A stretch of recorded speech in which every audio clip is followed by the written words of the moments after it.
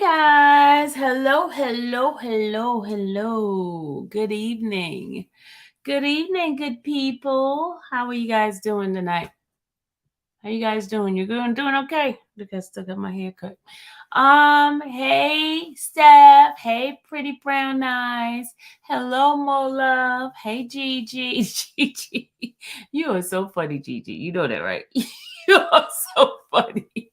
Hey Wanda. Hey Red Buddy. Hey Shannon. Hey Sierra. I would say Sierra.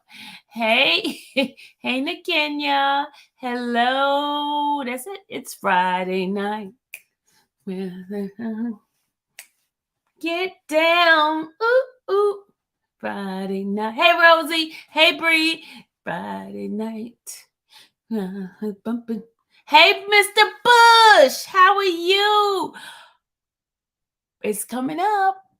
It's coming up real soon, Mr. Bush. I'm doing well. How you doing? Okay, somebody text me. Hold on a second. Hold on. Get these phone calls ready. Oh, somebody just said they're coming. Okay.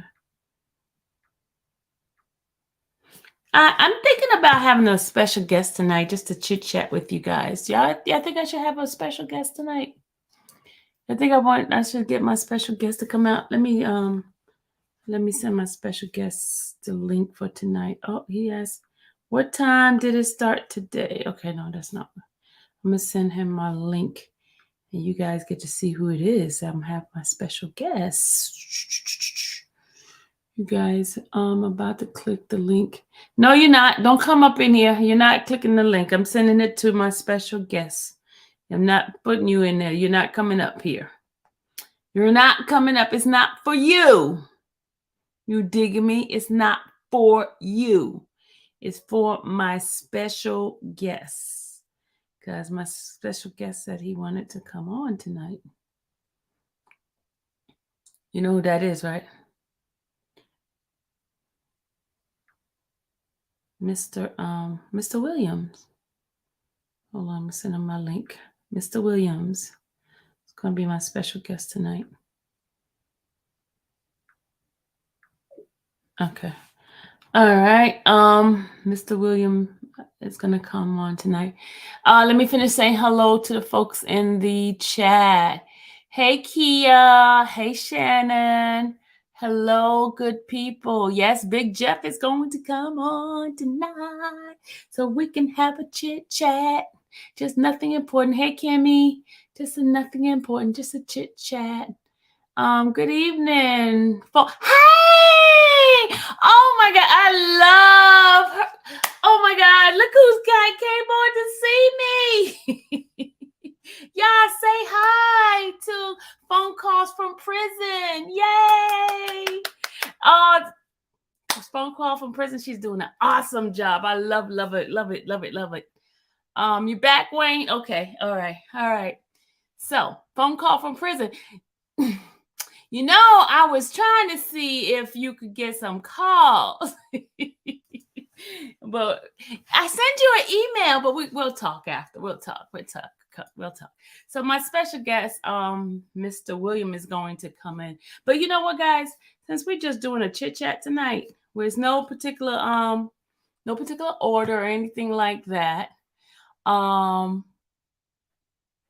what we're gonna do, let's see. Hold on a second. We're just here to chit chat. But you know what? I would love to have you up here. Phone Call from Prison. Let me put the link in there. No one takes the link except for Phone Call from Prison. Nobody else hit the link. Else I'm gonna knock y'all down. I'm gonna knock y'all down if y'all come and hit my link and she's not being the one that comes up here. Why did I think it was someone being silly or somebody getting phone calls? Huh? What'd you say? Why did I think it was someone being silly about somebody getting phone calls?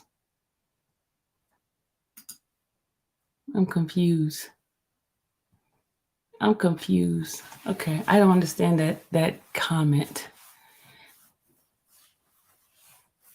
I'm confused. Oh, how people make up funny screen name. I think it is phone call. It is. I think that is her screen name. It is her. It is. Why would you think it's somebody fake? It's hers. It's her her name.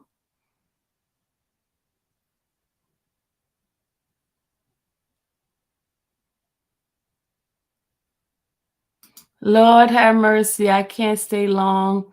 LOL. I can come and say hi for okay. Just come and say hi to us just for a minute.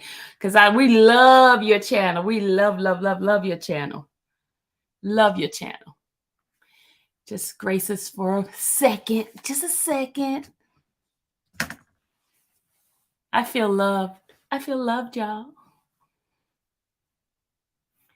There we go. Hello. Can you hear me? Yes, I can. Okay. How are you? I'm doing wonderful. I am so glad you're here. We love your channel. Love it. Oh, Love it. Love it. well, I definitely wanted to come say hey because you're so awesome for showing up to all my streams. But Yeah. gosh, I'm so busy. Yes, you are. You know what? What you're doing is so great because I've been going to the court and everything, and I've been there when he had his hearings. So it was like awesome just to hear the phone calls along with me seeing him at court and all that. It's been wonderful. Oh my goodness. I didn't really know what I had when I got it. You know what I mean? Like if you look at the first video, there wasn't much information, that was out there. And I've Mhm. just been listening, from backwards back to present and just letting it unfold, for everybody. Yeah, It's crazy. it's awesome. But I mean, you got to go mine. Like Steve said, I'm praying that you get 1 million followers and get all your views be millions and millions. Oh goodness, I can't believe he said that. I'm happy he said that. It's cool. I hope he understands. I never meant anything bad. Do you know what I mean? I'm just trying to, truth is truth. You know what I mean? And the jail calls are public record, so that's it. That's all. Yeah, I'm so glad that you're doing that because now we can get a chance to see what's really behind the scenes with everything. And I've been, trying to do like open records. I'm gonna send you a couple of them because I need to get some stuff here in Georgia. So I don't even know how that works and things like that. So I need you to teach me. Okay, cool. Send me an email. I'll be happy to help. I did send you an email. I didn't get a response. Send me another one because I didn't get it. Did you send it to phone calls from prison@gmail.com? Yes, I did. Cool. What's your email? Sparks1565 at gmail.com. Sparks. Sparks, SPARKS 1565 at gmail.com. I'm just gonna shoot you one, okay? That way whatever happened won't happen again, hopefully. Okay. I would not ignore you, I promise. I was like, she didn't email me back. I was ready to cry. No. Well, hey, I'll hop off here. I appreciate you so much, and I'm happy to come on here and say, hey, I hope you have an awesome stream. I'll be here in the background, but I got to get to work. Okay. All right. I know you're a busy woman. Have a good one. Okay. Thank You you too. again. You're welcome. See ya. All right. Bye. All right, guys. That was great. That was great for her to come on my chat. I am so like happy. All right. Let's see if Mr. William is going to give us a call for a second. Let's see. Hold on. Let's see if he's coming on.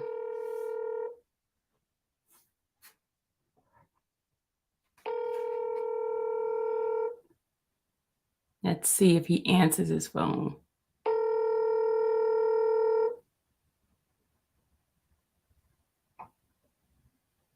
Hello? Hello, sir. How are you? What's up, girl? I just sent you the link. Are you coming? Check in. Oh, you trying to check? Okay. Let me get off then. All right, bye. All right, guys. He's about to come on in, y'all. He's about to come on in. Those who know who it is Mr. William, Young Thug's dad. Hold on. I got it.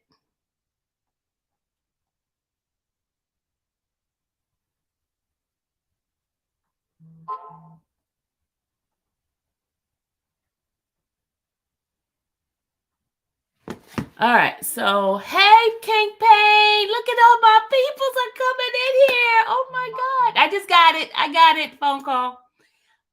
My peeps are coming in. I feel so loved tonight, y'all. I feel love.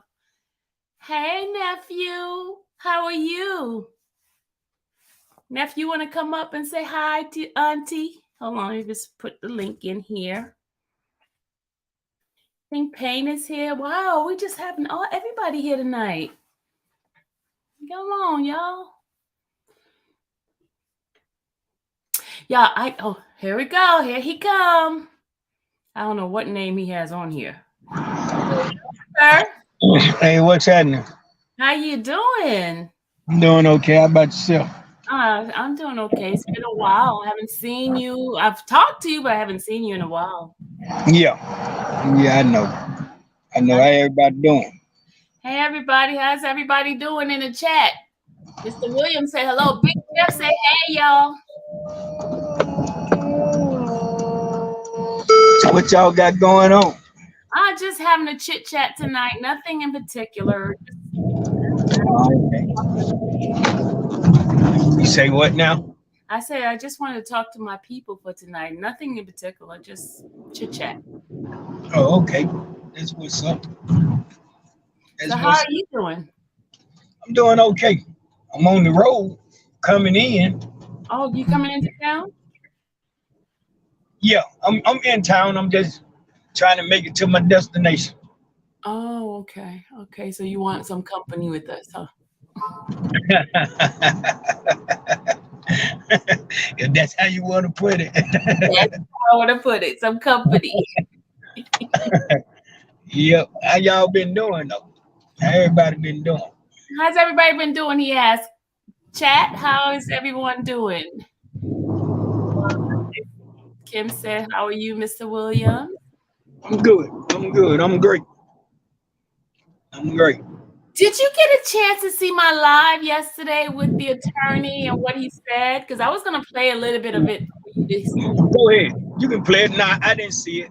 Yeah, because there's a part that was really good. And I thought, hey, Mr. Williams needs to hear this because it helps us to understand. Because remember I told you he was an ex-prosecutor, and some of the stuff that he said in regards to what Jeffrey's going through is basically what you said before. Remember how we were saying how Jeff didn't know half of the people that was in the case with him? Yeah. He mentioned it again. He mentioned it in the interview. Yeah, and that's the truth though. You know what I'm saying? That is the truth. But how is he doing anyway? How's he doing? How have you got a chance to talk to him? Okay. Yeah, I done talked to him. He okay. He okay. He's being kept aware of what's going on, and you know, we done accepted it. We done accepted the fact that we just gonna have to fight. You know what I'm saying? We're gonna have to keep fighting. You know what I mean? And hopefully at the end, you know, it'll be all time. Yeah. You know what I'm saying? Because we're not gonna go away easy. I don't blame So you. I do you not can believe that. Oh, I know. But how's everything? And how's the family doing? Are they okay? Because I don't see too many of them anymore. Yeah, the family doing all right. I asked them not to come so much. Okay. You know, I'm gonna be the one. I'm gonna be the one represent the family at the courthouse until, you know, it's a reason for them to come. Yeah, but you know they've been trying to keep you out the courthouse because remember the last time you were there? Yeah. And the stand I'm about to make. They might tell me I can't never come back in the courthouse, which it don't matter. I'm gonna make that stand. Somebody gotta show these people that, you know, we're not scared of them. Regardless of what they throw at us, we just gonna fight. Yeah. I don't blame you. Now it's time for us to start throwing some stones.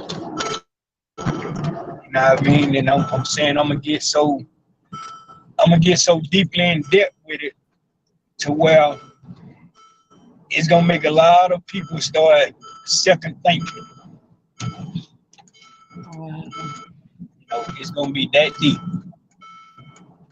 Wow. So yeah, everybody can get ready for it.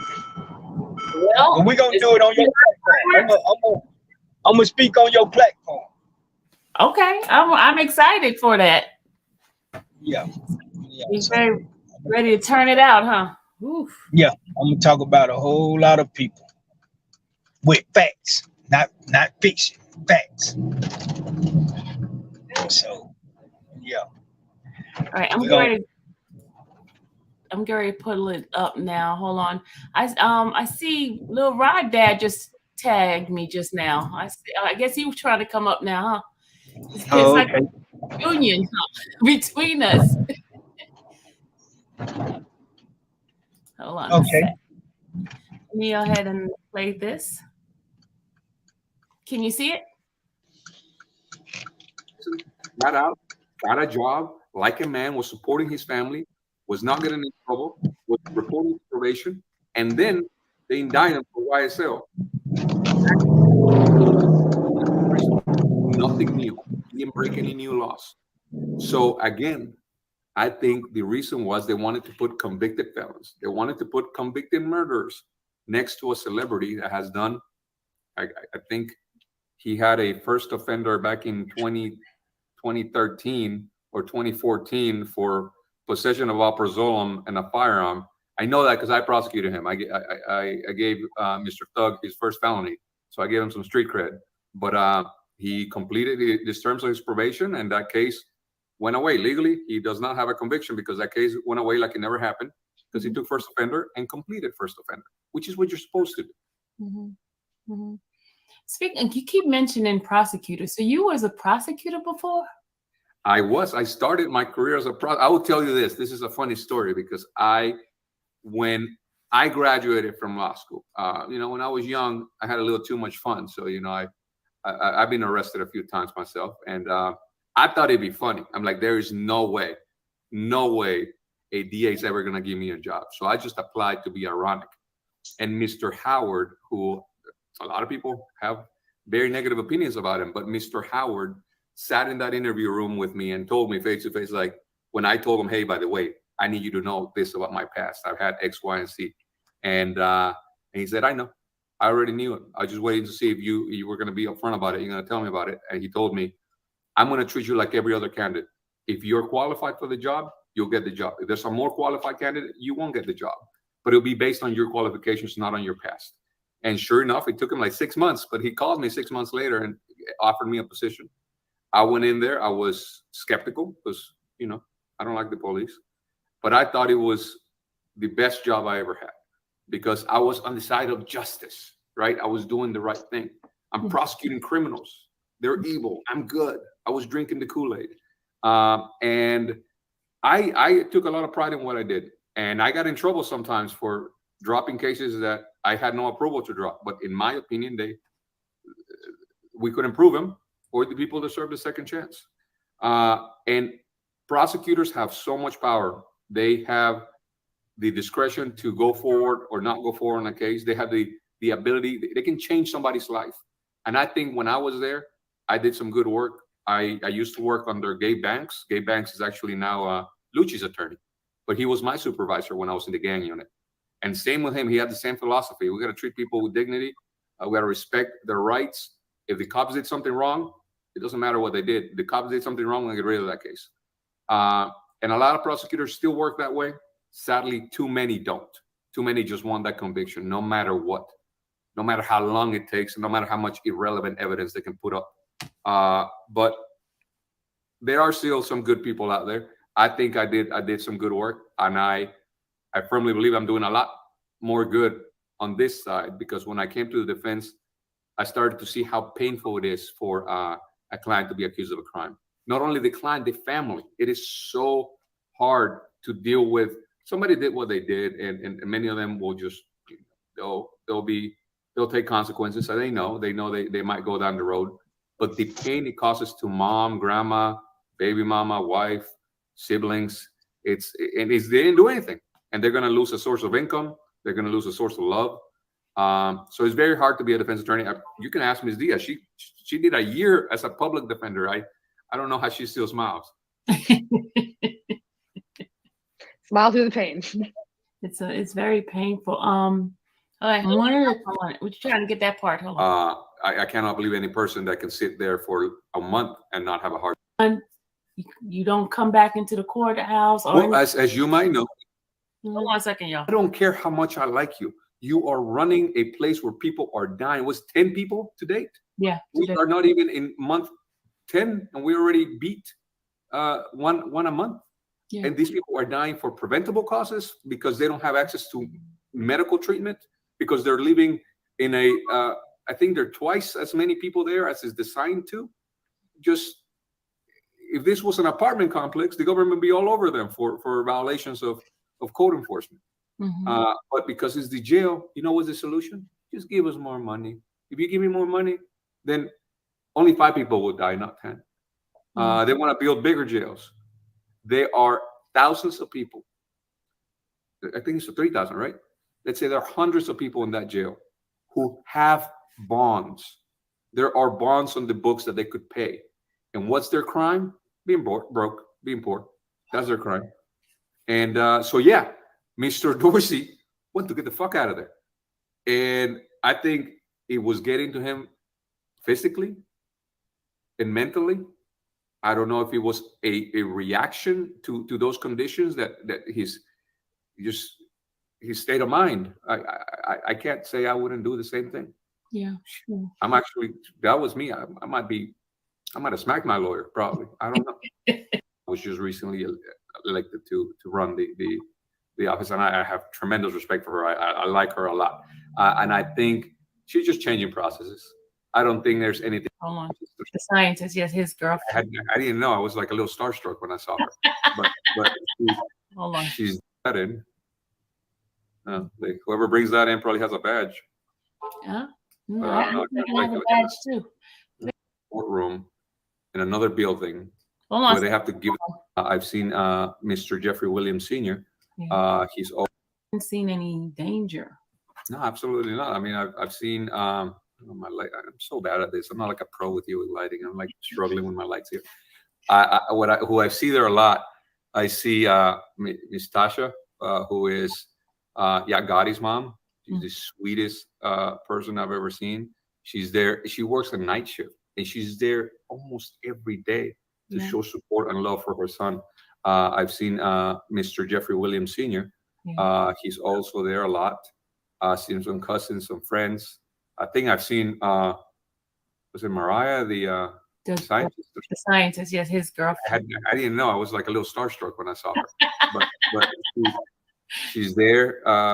And also Lil Rod's dad, I've seen him around. And they're all watching their loved ones, their children, their faith through a fucking Zoom screen and a courtroom in another building where they have to give their IDs and their phones and be searched to go inside. Like if you were going to prison to visit a convicted felon, but their family members are innocent until proven guilty, and they have a right to a public trial. I get the logistics, I get the security argument, blah, blah, blah. But you know what? If the DA can bring in 20 of their interns and all the other DAs that got no other job to do and sit in the jury box and take up every seat, there's like 5 investigators just, I don't know, candy crushing there. If there's room for them, there's room for the public. There's room for the American people, and I hope that changes. I mean, there's one less now, so I mean, I'm big, so y'all can take probably 3 seats. I give up 3 seats right there. Yeah, and what about the searches of the attorney? When is that gonna stop? Well, it's not for me. You're searching me no more. No, it's I don't. I haven't seen them search the DAs anymore. I don't know. You don't ever search the DAs, No. but they search you guys. Well, I guess there's a lot of phones and a lot of drugs at the jail, and I know it's not attorneys bringing that in. Whoever brings that in probably has a badge. Yeah, I don't know. they have a badge too. Maybe have a badge too. Yeah, definitely, because some things were shown, even with the guy Eppinger, who was speaking to one of the officers. Yeah, that was weird. That was also like they knew about it, but they let it keep going. Like, I don't know, entrapment. I have no idea. He's not my client. But my question is, isn't it? Hold on. The power of the state being used against them in this way, because the way that the state was using their power against Mr. Dorsey in all of these cases, and it taking this long to get this resolution when nothing has changed from the beginning and as far as his concerns and interests go in this case, it's really tough to see someone accept that. And as Mr. Chata Jimenez said, he was already serving life when he wanted to fight this case, and watching him accept another outcome of the same magnitude again, I don't think anyone ever accepts that, no matter who you are, no matter what you've done, no matter how hardened you become being in this system over and over again, there's still a part of you that's very human. And I think being next to him while he was experiencing that, that's why we do what we do. Thank you. I'm going to ask, would you like to take questions from the audience, or? Ask away. Okay, guys, it's the time you can guys ask some questions, but I do have an office through some other attorneys lobby the legislature. Hold on a second. I'm trying to get a controlled substance and a gun. No matter how much great work you've done to the community, he's done amazing work. He takes care of other people's children that are not even his children. Because what does the character got to do with anything? Sure, you go to church and you do a bunch of community service and you take care of your kids. What does that have to do with you possessing marijuana and a gun? I think that's what Mr. Williams is charged of. Yeah. Or alprazolam or something. A controlled substance and a gun. No matter how much great work you've done to the community, he's done amazing work. He takes care of other people's children that are not even his children, make sure that they got school supplies, they got tuition money, they got health care. He's doing what the government won't do in Cleveland Avenue. And that is completely irrelevant as to whether or not he was in possession of a firearm while driving his fancy car with gun on the passenger seat and whether he had some drugs. Because that's the only thing that should matter. It also shouldn't matter that Bloods exist or YSL, the criminal street gang, exists. That's completely irrelevant. Prove your case. Why are you bringing in all this other stuff that has nothing to do with the crimes people are actually accused of? Yeah. 13 Oblivious says, I've heard lawyers saying a mistrial is inevitable. Do you agree with this? I think so. I think the judge has tried very hard to prevent the mistrial, because what a mistrial means is just that we're going to start all over. It's going to be a redo. But they're going to be, I think there's going to be slip-ups on evidence that's not supposed to come in. There's been some rulings of evidence that is not allowed to come in because it was obtained illegally. It's I can foresee one of the witnesses talking about something they're not supposed to talk about. And the attorneys are going to have to be on point. They're going to have to know exactly what's not allowed, because if you don't object to it immediately when something bad happens, when something that's not supposed to happen, if you don't object to it at the moment, stand up and say objection, you've waived it. But you have the best attorneys in Georgia, and if not in the U.S. You have Bruce Harvey, you have Brian Steele, you have Keith Adams, you have Ms. Hingerty, you have the best of the best. If you go and you start pulling court records, so many cases have been overturned thanks to their work. Law has been made thanks to their work. They're not going to miss a beat. They also don't come cheap. Yeah. All these defendants are wasting away their life's work to defend charges that should not last a year and a half of a trial. It's crazy. Okay, what happened to a speedy trial? Why are they adding more witnesses if they have a strong case? Well, that's the thing. That's the perfect question. Why are you adding more witnesses if you have a strong case? So that's just basic logic. If you don't have a strong case, then you need to add more witnesses. It's a very simple if then. Next one. Why did they take plea deals, some of the YSL? Diaz can tell you that. She's against plea deals. Ms. Diaz.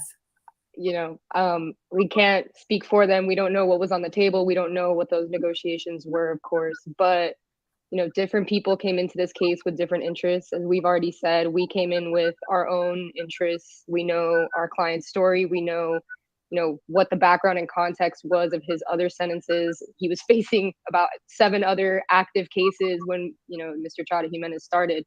And so people have different interests. If the deal looks like something that makes sense for them. You know, maybe they had a lesser part in it. Maybe they had a really bad history that made more sense.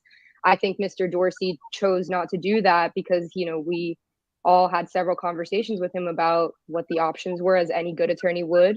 You let them know what avenues they can take, and ultimately it's their decision. Those clients decided to take that decision, and, you know, an attorney, if they're doing their job right, shouldn't force any outcome. It's, we just tell you how to get there. You tell us what you want to do. That's kind of how we treat the attorney-client relationship. Yeah. You know, she's so diplomatic, and like, this is why, you know, she's part of my team to keep me in check, but she won't say things like I will, because they got to go home. All of them, every single person that's taking a deal, they got to go home. You can sit here, sit in Bedbug Rice Street, or you can go home. Call it a snitch, call it what you want to call it. If you can go home, go home. I mean, Mr. Kitchens selling out concerts right now. Yeah. And I mean, I think some people were talking about how the newest record by Mr. Williams, Business is Business, was talking shit about Mr. Kitchens, but that record was recorded before they were even ever arrested. Mm-hmm. People don't even know that, do they? Yeah, no, those have been sound bites that have been, you know, on the freezer, getting ready to be released when the time was right. And unless Mr. Williams is Jesus and he knew ahead of time that Judas was going to do what Judas did, that's not what happened here. Business is business. Mr. Kitchens is a great artist. He should go out there and make all the money he can. When he was placed with the difficult decision of, you can sit here and knowing you're innocent, knowing the only thing you ever had to do with YSL was create great music and make millions. You can sit in Bedbug Rice Street and wait till a jury acquits you, or you can say, yes, ma'am. Yes, ma'am. Yes, ma'am. And go home. Yes, ma'am. Yeah. Mm-hmm. Yeah. That's all he did. I mean, he, no words came out of his mouth. The only thing he ever said was, yes, ma'am. Yeah. But you know, the other ones, the deal that they got, I'm like, why take something that's impossible to live? Especially some of the, you know, 20 years probation and things like that. Because they're setting you up to fail. I don't know. I've been on probation. I don't know if you've ever been on probation, but it's no, I never. terrible. You can't do anything. You can't move. You can't hang out with your friends, because if they got alcohol around them, then that's a violation on you. You can't.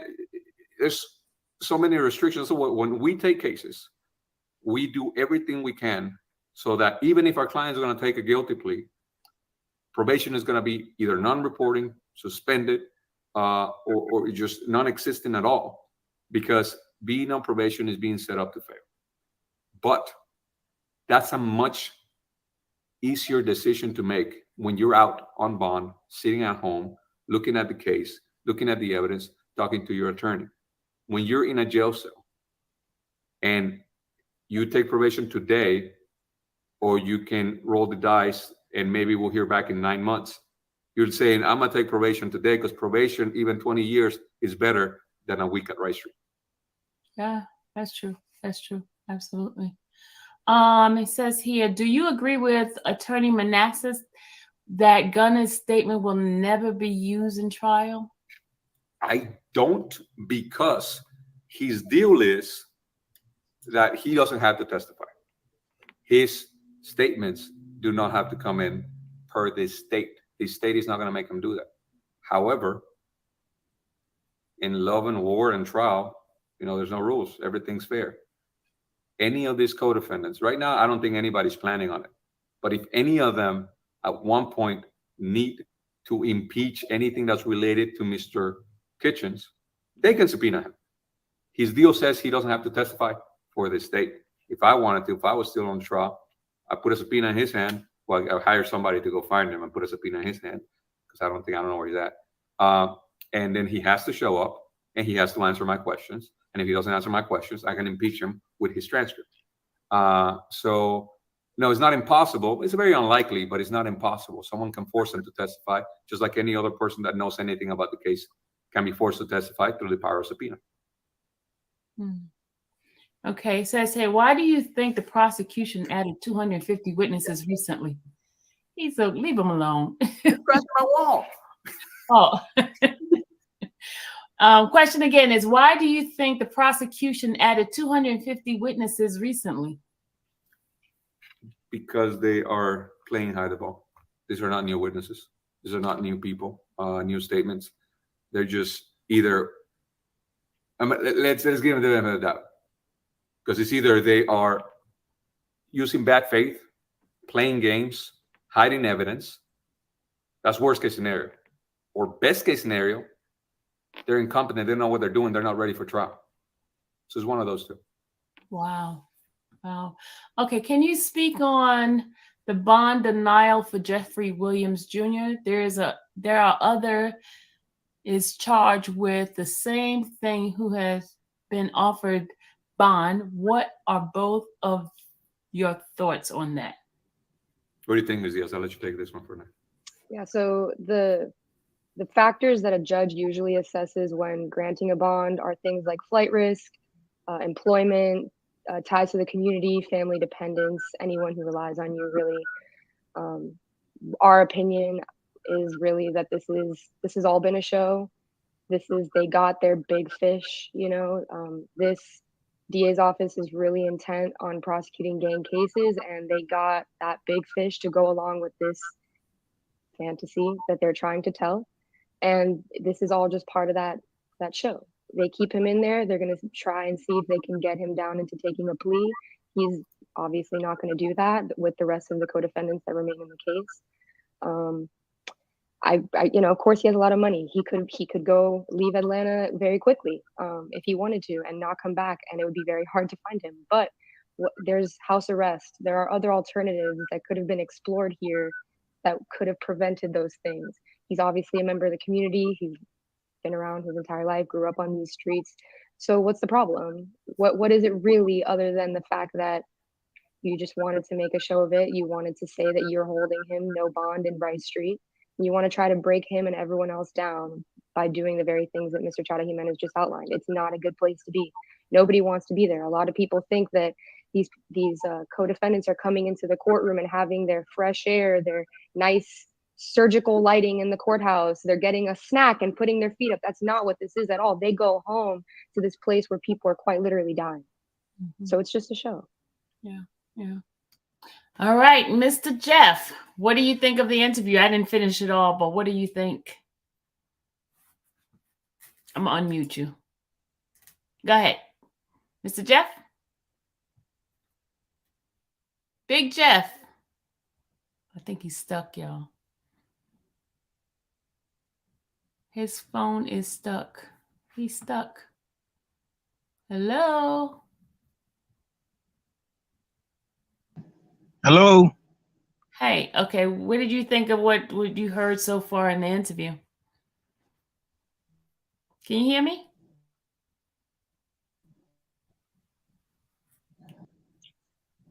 Yeah, I can hear you. You're frozen. I can hear you. Okay, I said, what do you think what they said? No, what they said is facts. You know what I'm saying? But at this point of the game, the fact of the matter is, it's about just going on and pushing the button. You know what I'm saying? We gotta go in and pull the trigger and let the chips fall where they make. Can you hear me? Yeah, I can hear you. And once we do that, you know what I'm saying, we live with the outcome. You know what I'm saying? So, because at this point of the game, right now, the way I'm looking at this is we got life with no parole. We ain't got nothing to lose. Yeah. You know what I'm saying? We don't have nothing to lose. So we're going to roll the dice. We're going to throw them at the wall. And, whatever it land on, if we make the point, we make the point. If we crap out, we crap out. But it's a 99.9% chance that we'll crap out. So like the attorney said, man, it's a show. You know what I'm saying? It's a show. You know, this is a power show. Yeah. You're going in and out. Jeff? Show.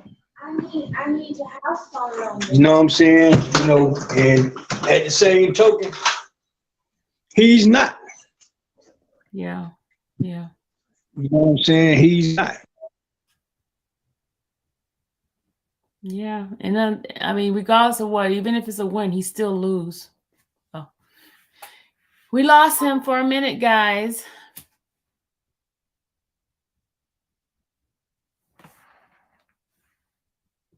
We lost him for a minute. Oh, here he is. He's back.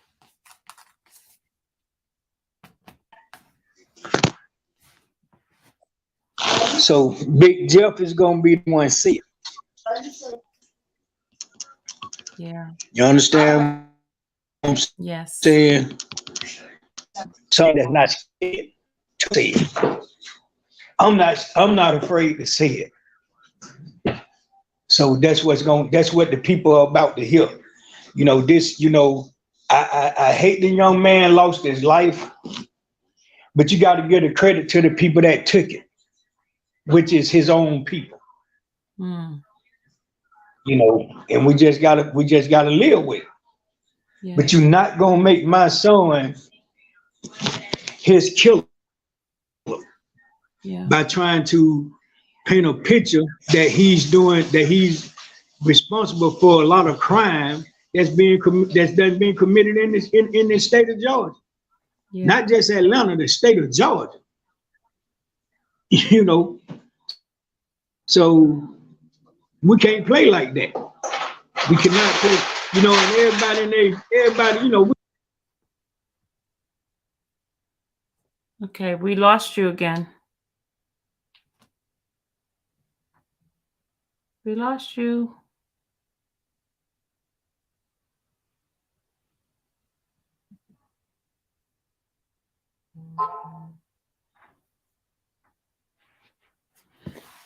Okay, we lost Mr. Williams again. I think he was in the elevator.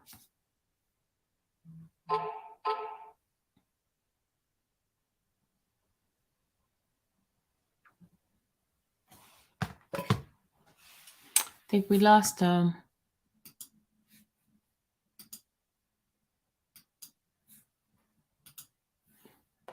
We lost him, y'all. But while we wait on him, there was something that I wanted to show you guys, because as promised, I said I was going to show you guys some stuff in regard to Mr. Kelly, since we're doing our chit chat. But I was just going to wait to see if he's going to come back in. And if he doesn't, we'll just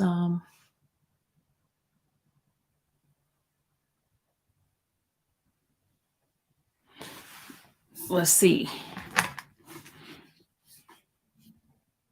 Oh, here he goes. All right, there we go. There you go. You frozen. Yeah. Okay. And you were saying. Can you hear me now? I can hear you. Well, I was saying that, you know, they putting on a good show, man, but I'm not gonna let you try to convince the people of something that's not true and that's not impossible to be real. You know, to say that we're responsible for 85% of the crime committed in Atlanta. That's the state of Georgia. Shit. You know what I'm saying? Mm-hmm. You know, either she was dumb in mathematics or she just don't know numbers, period, to even say something like that. Yeah. Yeah. You know what I'm saying? But you're not gonna make my son the person that you want to convict for something that happened to somebody you have an affair with. All because of you being personal with him. You know what I'm saying? So somebody's got to tell it What did like you it just? really is. What did you say? Huh? Somebody that what? What did you say? I said somebody's got to tell what this case is really about. This case is about her trying to make my son the person to have something to do with a guy that she was having an affair with, death, which is Mr. Nuts. So that You know stuff what I'm is saying? because I heard Trump put that out. Yeah, Is that that's true. really true? That's true. Yeah, that's true. That's true. I gave that information to Mr. Trump, believe it or not. And I don't care who know it. Because What? now it's time, like I say, it's time to fight fire with fire. What? You know what I'm saying?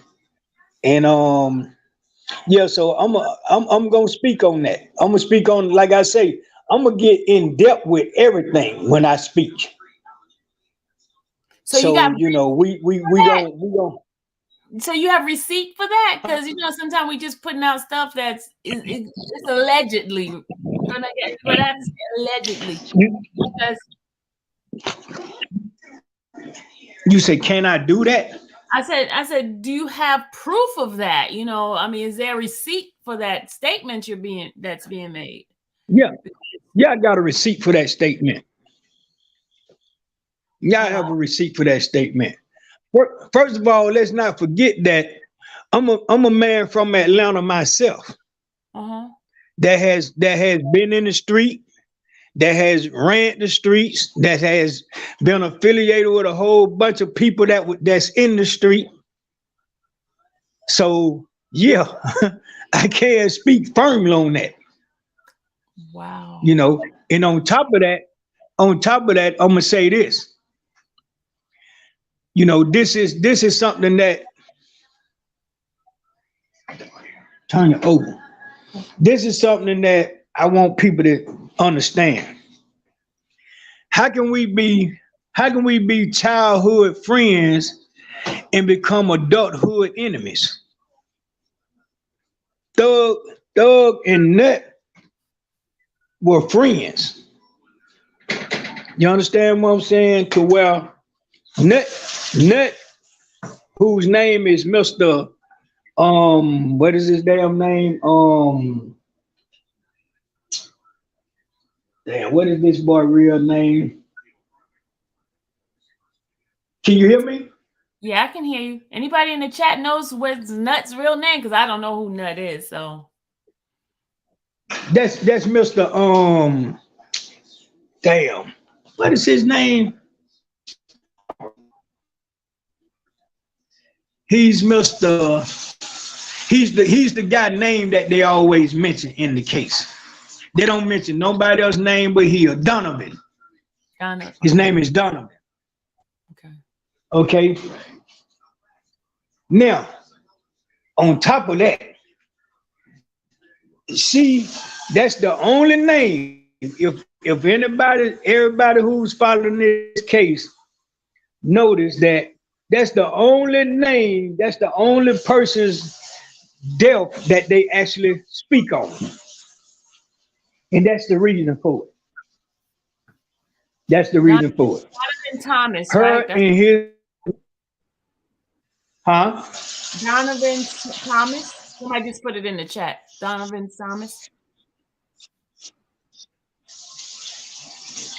I didn't understand you. No, I was saying somebody put the name in the chat. Is Donovan Thomas? Donovan Thomas, yeah, that's his name. Okay. Understand this. This is something I want everybody to pay attention to. We have to pay attention to all causes. If this was your child, and we gonna call a spade a spade. If this was your child and you had and something happens to your child, and you have a district attorney to come to you and say, I think I got somebody that I'm gonna convict for your child's hardship. And I need you to be a part of it. I need you to be a part of it. I need you to come to court. I need you to stand firm and, make sure that I can try to get this conviction the whole 9 yards. And this is your child. And then you actually say that, no, I'm not going to play a role in that. Shouldn't that tell somebody know that something ain't right about this? Mm-hmm. This is what DA Funny Willis said to Mr. Donovan Thomas's mom. And she refused to be a part of this show. But you understand what I'm saying? But this is your child we talking about. Mm-hmm. Mm-hmm. So to say that to the DA, you already knew where her plans were in the beginning because you all are friends. Okay? Then we're going to speak on Miss Marissa, the Mexican chick that's on the gang task force. Mm-hmm. You are dealing with a young man that supposedly is a gang member himself. Oh, okay. We just lost him. Hold on, y'all. Hold on. We lost him. Hold on.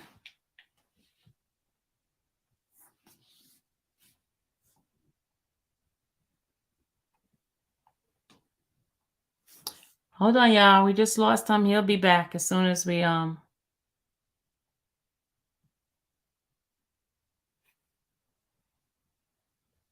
right, he's back. Okay. Yeah, can you hear me? Yeah, I can hear you. You were up to Miss Marissa. Hello? Yeah, I can hear you. You was up with talking about Miss Marissa or Marissa? Yeah, Marissa Viverito. That's her name. Mm-hmm. Okay. She's actually dealing with a guy that supposedly is a gang member himself. Along with that, she has been fired from 4 law enforcement agencies. 4. There's no earthly way she should be nowhere near a courtroom as a law enforcer. Listen to what I'm telling you now. Mm-hmm. She was fired. Her work history. Her history says fire, not voluntary resignation, not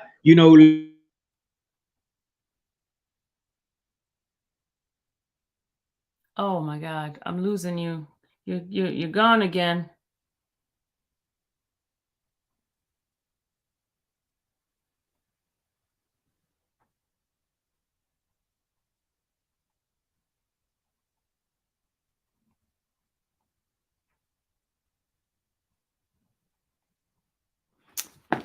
Okay, I don't know what's going on, guys, but we're getting interference. He's keep breaking up, and all of a sudden we can't hear anything he's saying. Okay, he's gonna come back.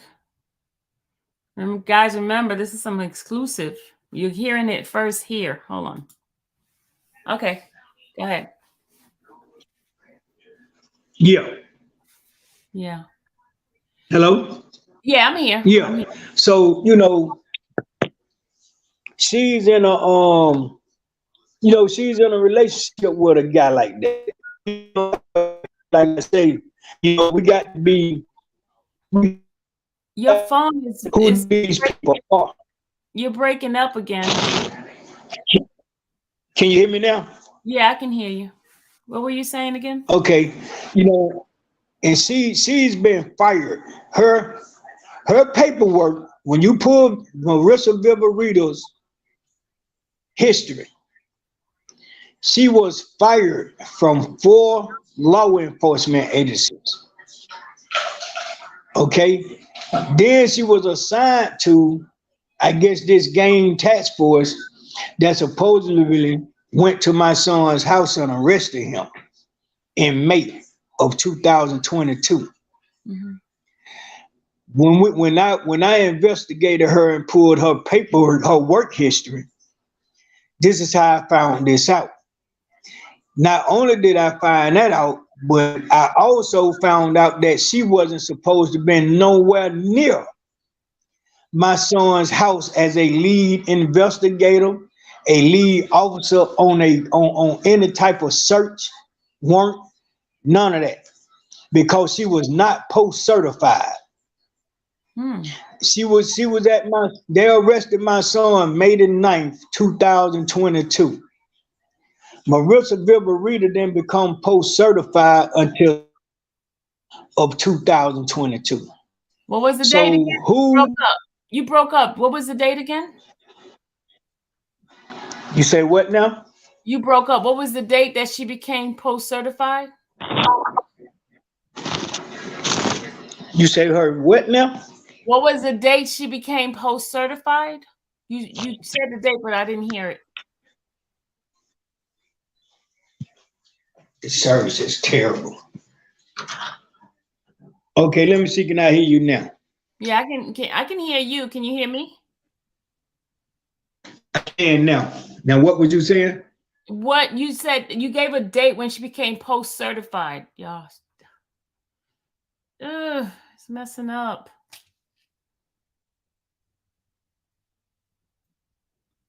It's messing up, guys.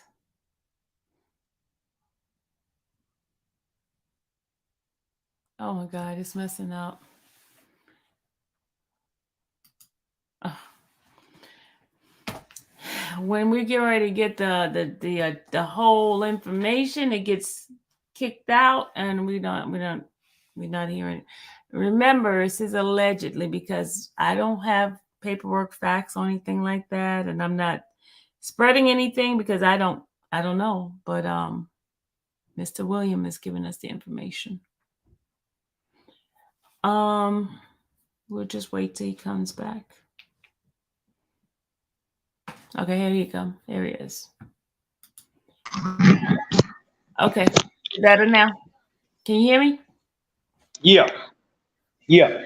Okay, the question I Now, had, you said she became post certified. What was the date? Because I didn't get it. I didn't hear you. she became post certified September of 2022. So there was no way you should have been nowhere near my son's house in May. No way. No way, nowhere, no how. And this is on paperwork. Now, once we reprinted her paperwork said volunteer resignation. Fired, volunteer resignation. So that means someone had to play with that paperwork. Someone had to get that paperwork revised. And I can only see that being done by the district attorney, Miss Fannie Willis, and whatever judge allowed her to have that done. So this is far more bigger than us. You know what I'm saying? I want the gang task unit put on the investigation. I want the judge put on the investigation, because the judge, to me, is incompetent. And I filed incompetence charges on him because he has a service animal that he has to bring to court with him every day. So that means he has a mental illness. So I don't think that he's mentally stable to even sit in on a case like this. So that's why, when I make this last stand, this is what you all gonna witness. You gonna witness me going through the game. He's gone again, y'all. He's gone again.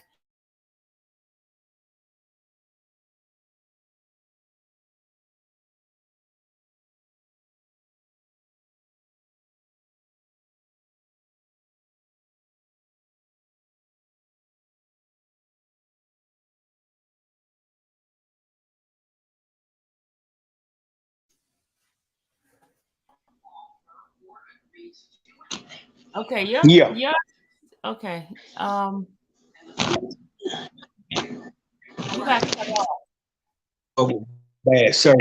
You know, we got a gang task force who's riding the streets every day on the Cleveland Avenue area or the South Side area, and upon them pulling for routine traffic stops, they are asking people, you know, if you know anything about YoungThug and you can tell us about him, tell us anything about him, we'll let you go. For them to try to get anybody to say something about this man. Wow. You know, so it's deeper than you all think. So why do You know, think and why do you think they're really trying to come after Jeffrey?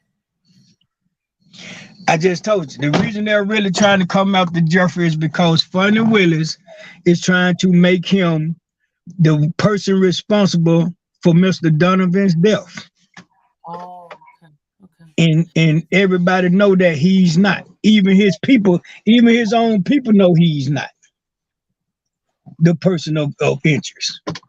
So why did she believe that? It's not that she believe it. It's personal. It's personal. You know what I'm saying? And, you know, it's no different than somebody saying, well, you know, so-and-so had something to do with this, that, and the third. So she's trying to make it look as if it's more of him than anybody. Okay. So, but she don't really, you know, two other guys, let me tell you this. Okay. Two of the guys that was tried and convicted for Mr. Donovan's murder was his own friends. So they have been tried and convicted already? Yeah, two of the guys. Two guys got caught with two guns that matched some of the ballistics of the bullets they took out of Mr. Donovan's body. He was shot by multiple guns. So it ain't like he was shot by one gun. You know what I'm saying? So that means if he had different types of bullets within him, that means more than one person shot him. You understand what I'm saying? And two guys got arrested over in the area that he was killed in, which is where they hung at. Two guys got caught with some guns a while back, and two of the guns matched with some bullets that they had took out of him. And the guys got prosecuted. The guys took pleas on it, and they doing time for it. His brother had to take a plea for 10 years for shooting Duke, YSL Duke, because he thought because of Duke being an artist of YSL. So it's not about gang. This shit ain't about gang whatsoever. First of all, let me let y'all understand this. There are no such thing as gangs in Georgia. We are not a gang-related state. Well, you know, the attorney that was just on here said that the guy that one of his defendant, the guy, what's his name? Dorsey was part of the blood. He said Dorsey was part of blood gang. Yeah, but we don't for real have gangs in Georgia. What's done happen is you done had guys coming from other cities. And they come to Atlanta, you know, and they persuade these guys that they are gang members from wherever they come from. You feel what I'm saying? Which are gang-related cities. So they hang with these cats, and a lot of these cats are saying, you know, we this, we that, and the other because of that type of bullshit. But if you ask, I'm 57 years old. If my son was a 100% gang member, shouldn't I be a gang member too? Because because that's some shit. That's culture. Gang is something that you are born into. That ain't something you just go out and just say, okay, since I'm walking, okay, where you stay at? If I stay in, say I stay in Villa Rica, I can't go to Villa Rica and say, okay, I'm a Villa Rica blood. That's the stupidest shit in the world. Bloods are bloods. Bloods are not particular areas. Crips are not particular areas. I can't be a Cleveland Avenue blood and I'm from the West Side. Make that make sense. How can I say I'm a Cleveland Avenue blood and then I turn around and be a Cleveland Avenue Crip? Then I turn around and be a Cleveland Avenue GD and all the rest of that bullshit.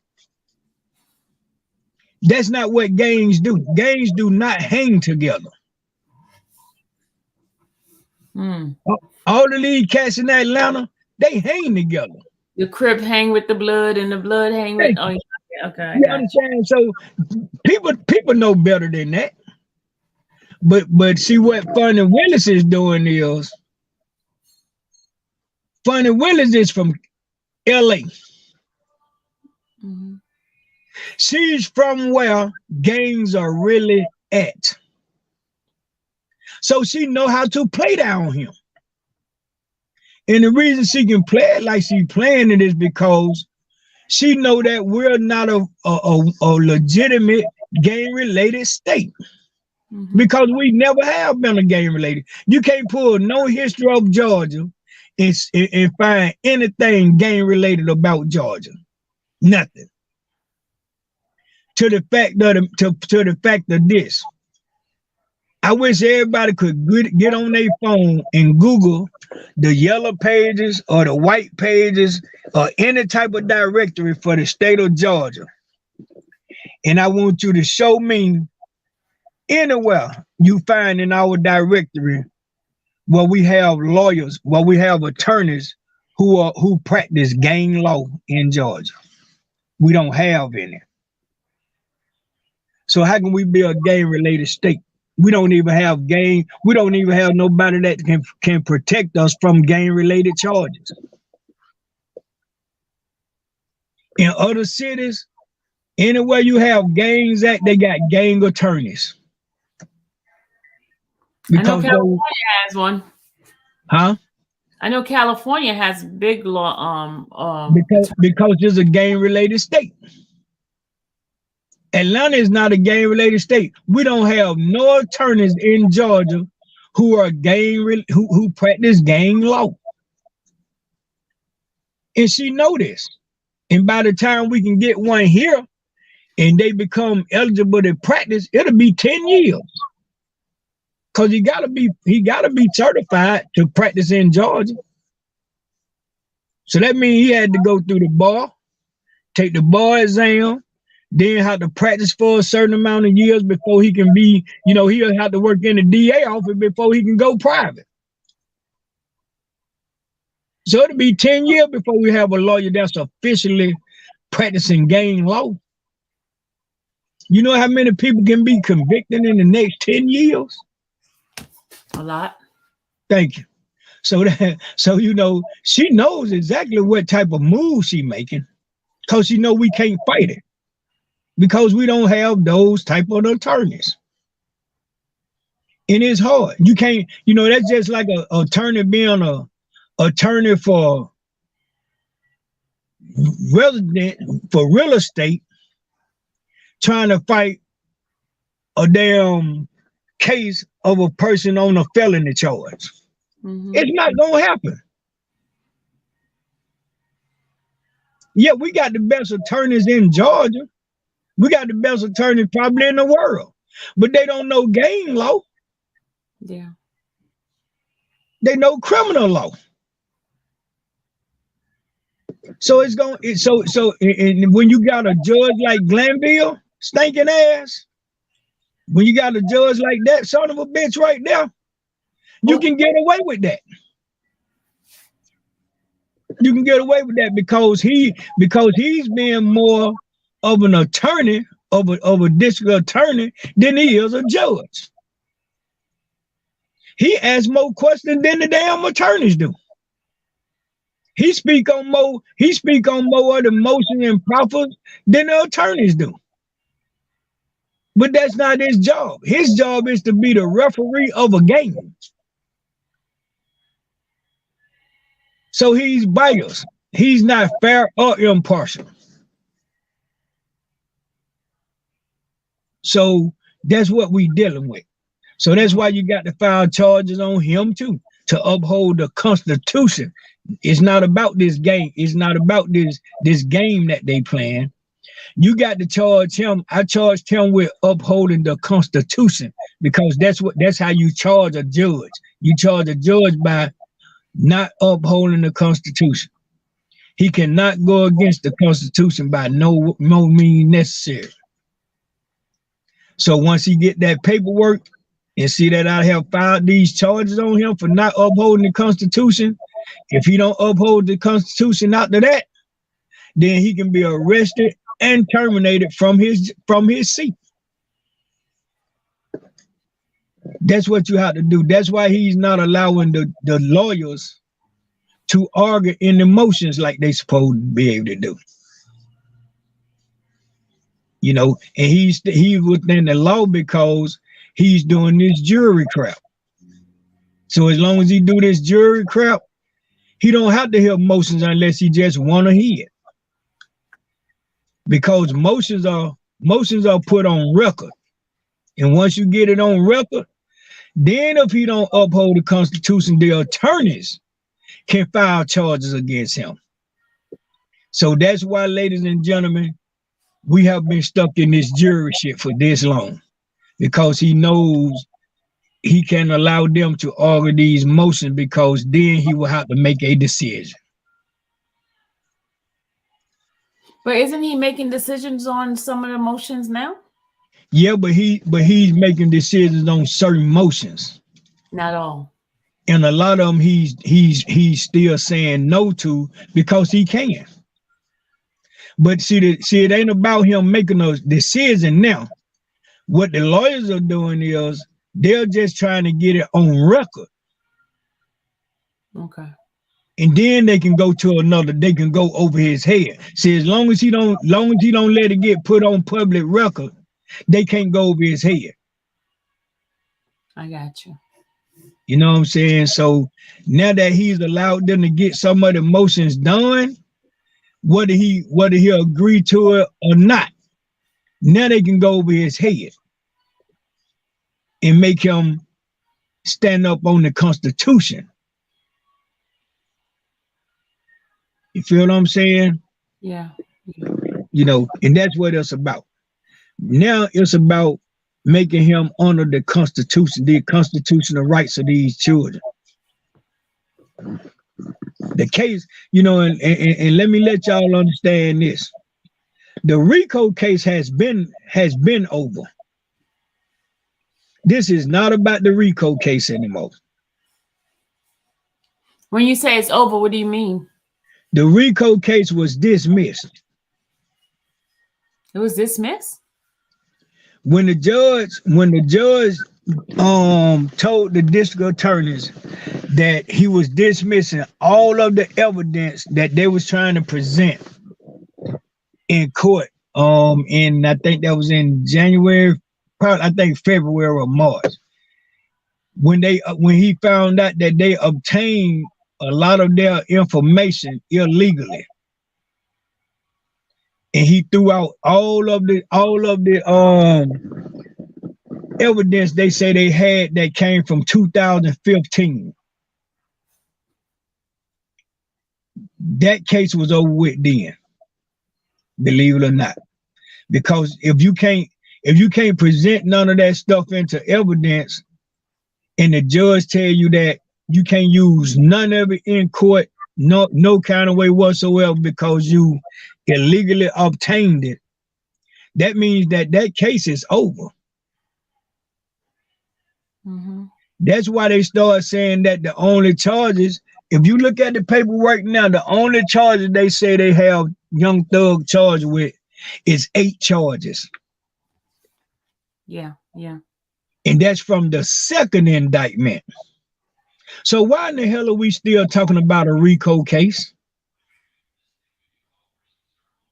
The charges that they're talking about came off the second indictment, which is all of the stuff they took out of the house when they arrested him, which was a gun, which was 3 guns, some money, and some pills and some marijuana.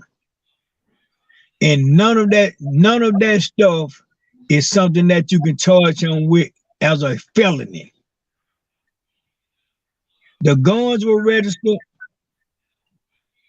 One of the guns that they got one gun that they put a lot of emphasis on, and they calling it a machine gun because they saying it's got a switch on it. Isn't that the gun that they showed on the camera and they were shooting it like pew, pew, pew, pew, pew, pew, pew? Yeah. They said it got a switch on it, so they trying to say he obtained a machine gun. But first thing first, he's not a convicted felon. Second of all, he has a license to carry. Not only do he have a license to carry, he have a certificate to obtain weapons. Now, he's a gun collector. They didn't tell y'all. See, they didn't tell y'all they got brand new guns in the box at the house as well. Okay, they took this young man, one of the young men that stayed at the house with my son. He was in a real bad accident back in December. I want to say December or January this year. Okay, well, last year, I mean. And all of his medication was in his room on his dresser. So what they did was they got all of his medication, pulled it out of the bottles, out of the prescription bottles, into a bag. What? And charged my son with it. What? As if he was selling pills. Yeah. Okay, we had somebody that had just paid him because he was about to go on a tour. So his front end money was delivered to him, and it was $200,000. Okay, they counted the money. The money came up to $179,800. So what they did, they took all the money out of the bank bands and put it in a bag to make it look like drug money. Wow. This is why a lot of the things that they are doing, they trying to do it because they really don't want to have to get his man his money back. None of that. Wow. They waited until the end of the search. Now you got a search warrant. How would you get a search warrant to search somebody's house when you came to lock them up for a charge? Yeah, that's what the judge said. They were supposed to be returning all that stuff. There you go. But you should. But now, where you made another mistake at was, not only did you leave the bank bands on the counter that came out the money, you left the empty prescription bottles on the counter as well. So did you guys take a picture of that? Well, I got pictures. I got all that. We got all of that. Wow. You know what I'm saying? I'm talking about it was to where even when I went in the house after they left, do you know they actually left their evidence bags?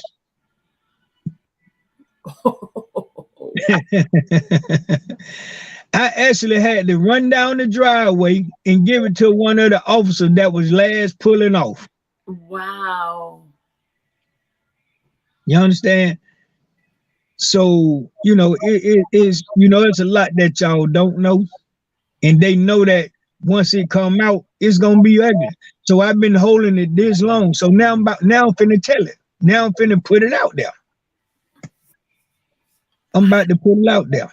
But okay, back to this whole relationship thing. You have receipts for all of this because when Trump said it, they shot it down. Yeah. So. But see, you got to shoot it down because they got to do an investigation to make sure that it's concrete. I'm going to give them the concrete they need. Okay. Yeah, I'm going to give them the concrete they need. You know, I have even had people that call me and say, I got pictures of them. Of her and the guy? Yeah. See, you know, what y'all don't know is this, mama. This kid stayed with my son for 4 years. He went on tour with my son. He went on 4 tours with my son. My son helped him and my son was friends. But They why weren't would she think he would be the one if they were friends? I don't get it. My point, because it's personal. Because see what happened, the kid did some stuff, and him and my son stopped dealing with each other. You know what I'm saying? So, you know, she taking it personal. You understand? But like I say, if his mom say she's not gonna be part of you trying to railroad somebody for her son's death, shouldn't that tell you something? Yeah. What mother would you talking about the district attorney asking you to help her convict a man of your son's death? And you turn them down? You turn her down. And she's also your friend. You know, I'm talking about a friend to where they have taken pictures together. That's another piece of concrete to say that she has some type of personal ties to her family, don't it? What district attorney you know gonna take picture with somebody's mama? With the mama? Yeah. None. Okay. Unless they're friends, you know. There you go. They friends. Y'all had to become friends some kind of way. Wow. Okay. So, yeah, it's a lot of concrete out here. There's a lot of concrete out here. So, you know, it's just time for the people to know what's going on, man. And I'm about to put everybody up on what's going on. You know what I'm saying? So it's personal. It's personal. They should have never sent my son on phone to prison. So what happened? What's the situation with that? With them? On phone, it was everything they did to on phone was for the cameras. Okay. The judge did all that revoked 9.5 years bullshit. That was just for the cameras. Because he knows that the state law for Georgia is, I don't care how much time a man have on probation, you cannot revoke his whole sentence. The only time they can revoke off of a sentence on probation, because probation is misdemeanor, not felony in Georgia. You can't revoke no more than 24 months. I don't care how much time they got. They can't do but 24 months at a time. So he did that for the cameras. They sent my son to prison the next week. My son got his grid sheet, and to let you all know what a grid sheet is a letter that they send you when the board and pardon and parole has determined when your release date is going to be. On phone's release date is 2026. Is that 9.5 years? No. Okay. That's 24 months. 2 years from now, Unfo will be back at home, if not before. Okay. So that's what the grid sheet said after he was sent back to prison. There you go. Okay. Now, how did he get all that fast? People don't even get their grid sheet that fast in prison. They already had it. They already mapped it out. So you're saying before he even had it revoked, it was already done? It was already done. Had to be. Now, when they took him to court last week for the case that they rearrested him for, they went to my son and told my son, if you testify against your brother, we'll reinstate your probation, let you go home today. But you gotta sign paperwork saying that you will testify against your brother. What the hell you think? What the hell can I tell you about my brother? What, you want me to just make up something on my brother for you? Really? Because, you know, my son wasn't even on the street. My son just got out of prison from 13 years. How did you even put him in a RICO? Wow. His crime don't have nothing to do with his brother. A lot of these cats on this RICO ain't got no business on it. Damn near all of them don't have no, I'm gonna say this, don't none of them have no business on the RICO. Because everything that they did with their own personal crimes, man. They didn't conspire with anybody to do all that. Nobody. Some of these guys done did their time, came home the whole 9 yards. And then you put them in a RICO and lock them back up for the same thing that they just did their time on. That's double jeopardy anyway. Yeah. You can't call a man twice for the same crime. No, you can't. Okay. Wow. So it's a lot of, you know, they really trying to pressure him like the attorney said. They trying to pressure him into taking a bullshit plea, and we not having it. You're not finna make me say I'm guilty of something I know I ain't guilty of. So now you done violated my rights, and I'm gonna sue your ass. That as soon as you open these doors, I'm gonna hit the state of Georgia with the biggest lawsuit ever. And I don't care who know. They already know. They already know I'm coming. They just don't know how. But you're telling everything now. No, I ain't telling them how I'm coming. Oh, okay. I'm telling them what I'm gonna do.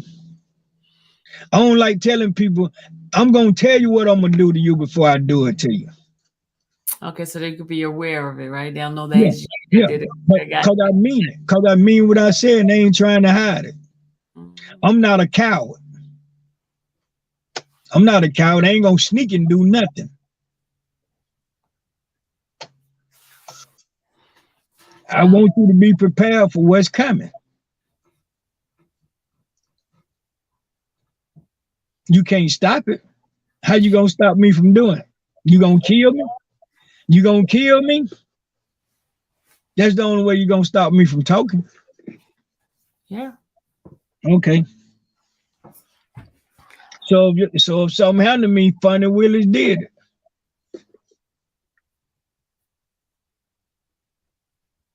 If something happened to Big Jeff, Funny Willis did it. Wow. Yeah. I'm not scared of him. So, how are you able to go inside the courtroom now, or are you still? Right now, the courtroom is the last thing I'm worrying about going in. I'm pushing paperwork. I'm doing like the song say, I'm pushing P. Okay. Yeah, I'm pushing P right now. When I get through pushing P, trust me, you will see me at the courthouse in the courtroom. And I'm still not gonna go by their rules. Still not. So ain't nobody mad but the devil. I feel great. Yeah. Definitely. I feel great.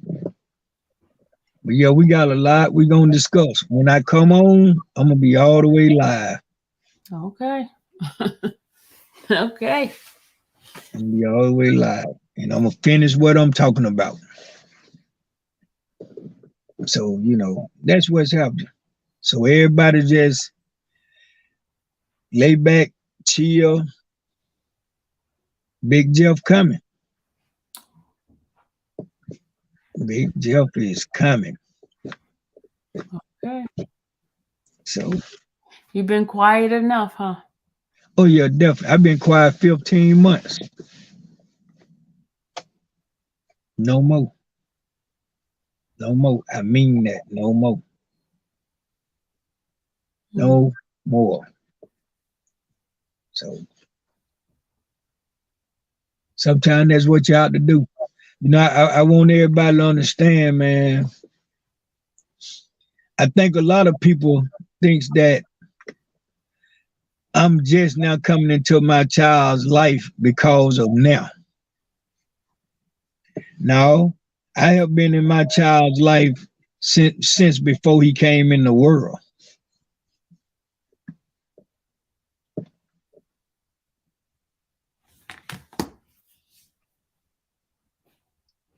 So, you know, I want everybody to understand that. Yeah. I'm not that father. I've been that father. My children have never been without their father, but one time. Yeah. So now I'm not that dad that just came in his child's life because his child got successful. He was successful when he was born because he was my child. Yeah. Yeah. So, but we okay. We okay. We gonna weather this storm and we gonna move on. Yeah. Gonna move on, man, to bigger and better things. Simple. Yeah. So that's us in a nutshell. I hope everybody ain't went to sleep, Al. No, they still in here. It's about 40 people still in here listening. Okay, so if they want to ask me something before I go, I'm Y'all want all to ask some questions, guys? Y'all want to ask Mr. Big Jeff some questions? Well, a couple of people putting their praying hands for you. appreciate it.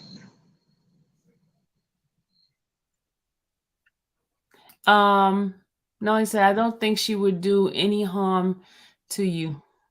I guess he's talking about Fannie Willis. She wouldn't do any. Fonnie Willis, not Fannie. Fonnie. Her name should have been, they spelled her name the wrong way, if you ask me. What do you mean? It should be Funny. They spell it wrong? Fonnie? Yeah, I said that's how it should be spelled, because she's funny as hell. He says she's funny. Hmm. Have you ever had any interactions with her? Yes. You have. I'm talking about before all of this happened. Have you ever had any interaction with her? Yeah. Okay. I'm the one paid her when she represented us in a case.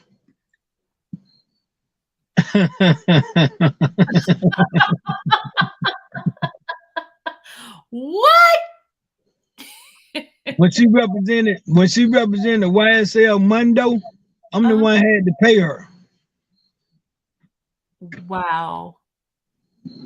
Wow. Yeah, so she's more of a she's more of a YSL game member than anybody she got on the indictment, because she was on the payroll. Wow. Somebody said, well, father. They said, Lord have mercy. Yeah. It's a lot y'all don't know. Wow. No wonder why you have so much information. Oh my goodness. Yeah. Wow. Interesting. Very interesting. So that's why you say it's personal. It's very personal. We were asked to sponsor her in her campaign to run for district attorney. We just couldn't because we was already sponsoring the guy that was running against her as district attorney. His name is Chris Smith. Okay, so this was prior to all this arrest and all that. She had asked you guys to sponsor her. Yeah, they asked us to sponsor her campaign when she was running for district attorney. Oh. We just didn't. We just couldn't because we had committed to Chris Smith. Wow. Okay. Yeah, so it's deep. Interesting. It's deep. Okay. So everybody knows each other. Everybody's intertangled with each other. There you go. There you go. Okay, I got it. So I know if she was that close to us, my son have had some dealings with her before. Cause Nut was his friend.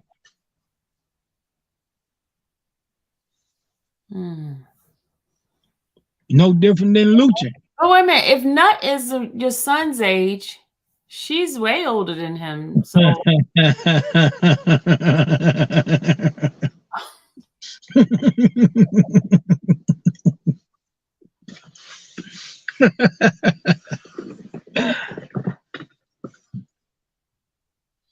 Funny Willis have been playing the game for a long time. Her exes is gang members.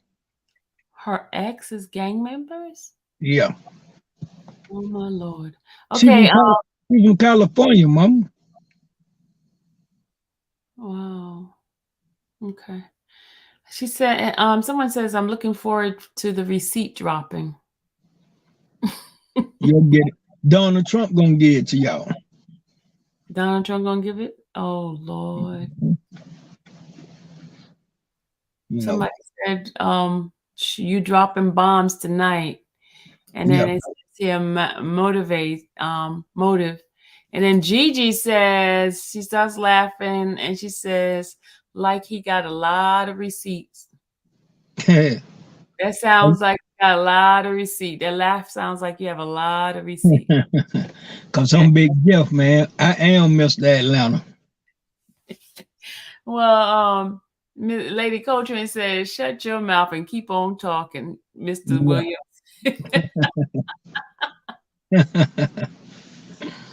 Yeah. You're not going to get in trouble for all the stuff you're saying, are you? I mean, I don't want you to get in trouble and cause this case. I mean, there's everything you're saying on here. It's already in writing. Oh, it's already in writing. Okay. Y'all just haven't heard it yet. So you hearing it first from me. Okay. Exclusive. I need to change the title. Exclusive. Yeah. You're hearing it first from me. When they have to get attorneys the time to argue, then y'all will hear from them, and then you'll know it was stamped. Oh. Yeah. Gigi said, don't give out too much. Hey man, it ain't a such thing as giving out too much. Okay. It ain't a such thing. This is something that should have been out. We supposed to been going home from this case. So why did you hold it so long before? I mean, just getting it out. Because I was hoping that the judge would go on and let the lawyers argue it, so we can go on and get it over with. But since he's gonna play their game, I'm gonna play a different game. See, I can argue it, The attorneys can't argue it, but I can. The attorneys can't put it out so everybody can know it and see it, but I can. So I'm arguing for our attorneys. But suppose, you know, because they said if you put out, if it's not true, it's slandering her, and you can be sued for that if it's not true. No shit. Okay. We lost him. Here you go. No. Oh, Really? that ain't enough slander. Shit.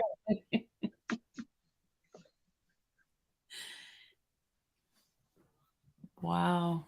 If it's slander, prove that it's slander.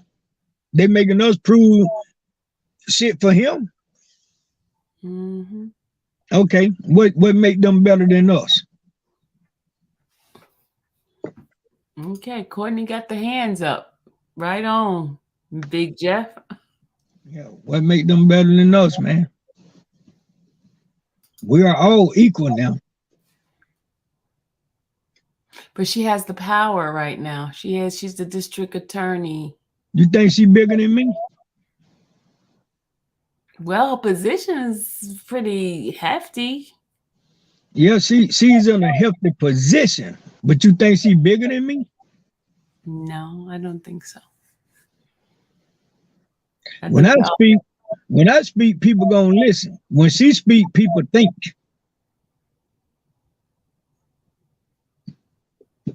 That's a big difference. That's a big difference. My son got a song, right? Mm-hmm. And it's called Power. Do you know the lyrics of that song? No, but I can go check it out. I'm gonna tell you what it say. Okay. It say first you get the money, then you get the power. Funny Willie just got position. She don't have power. Oh, okay. She don't have power. And I ain't being cocky, I'm just being real.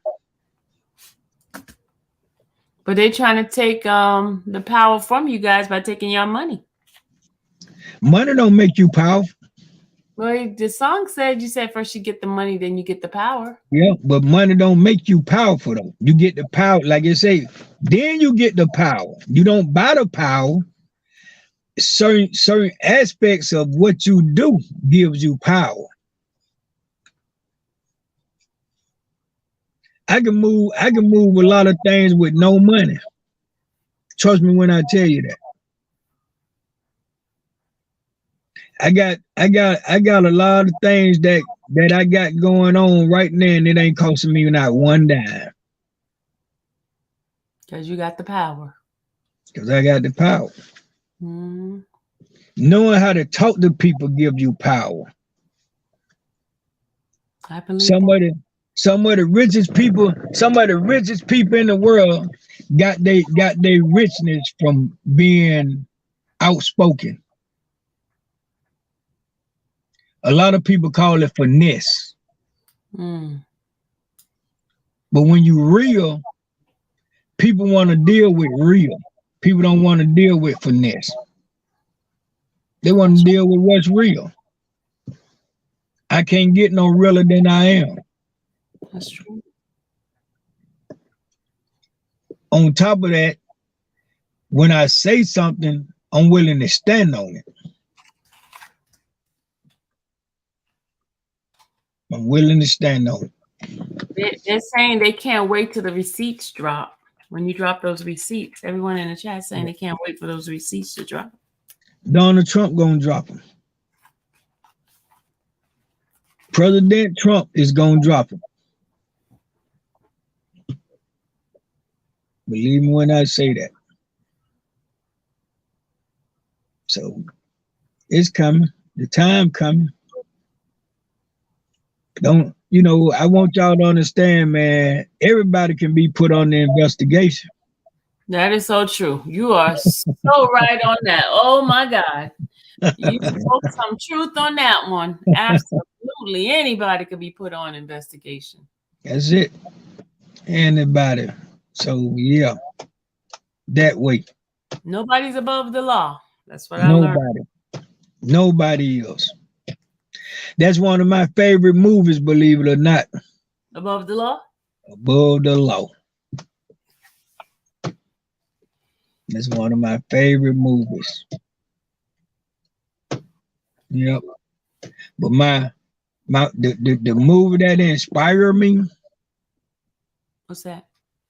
The Godfather. The Godfather. That's the movie that inspired me. That's the movie that teaches me how to play with the system. That gives me my motivation to play with the system. You can't be scared. Gotcha. You can't be scared.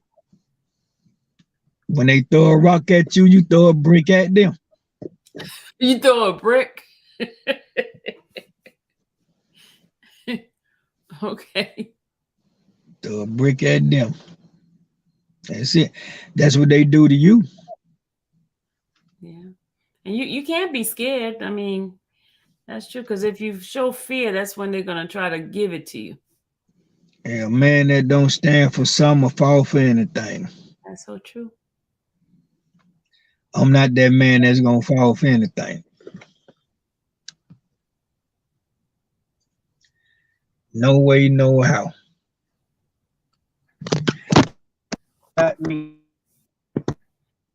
Your phone is breaking up.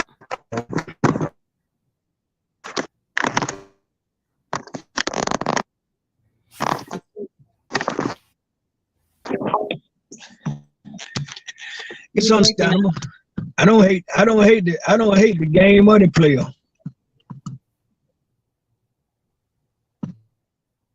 Yeah. Well, I know it's been a long road. 1 second. Mm-hmm. Yeah, I don't.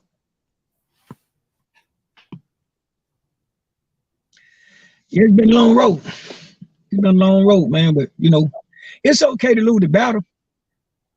As long as you don't lose but the you war. can win the war. Mm-hmm. As long as you don't lose the war. It's okay to lose the battle. I seen a man take 3,000 people and lost to 300. Mm. Yep. He took 3,000 people to fight a war. Okay. Did you sign on another phone? Now, I see two. I see two of you. Flipped out, so I had to sign back in. Oh, because it has you and the other one over here. Hold on. Oh, okay.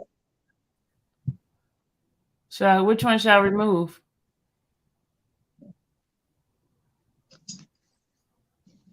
Either one you want to. I don't know. Either one you want to.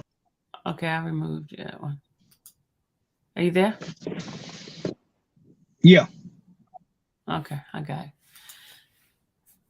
It was kind of weird to see two of you on. Yeah, I got you. Ooh, okay. Man.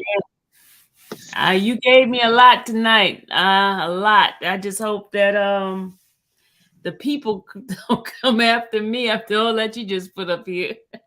Now, if they come at you, you tell them to come at me. I'm the one said it. Okay.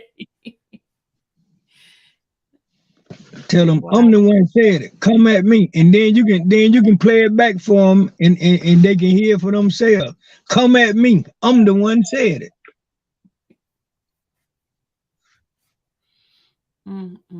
So I ain't scared to say it twice or 3 times or as many times as I have to. Yeah. So, playtime is over. I'm telling y'all, playtime is over with for me. It is what it is. It has been a while. It has been a while. Well, they asked for it.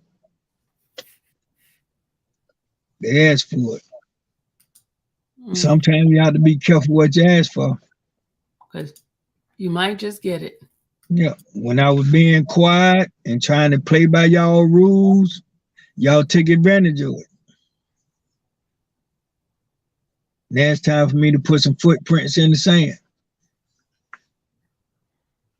Okay. Yep. I gotta make a stand. So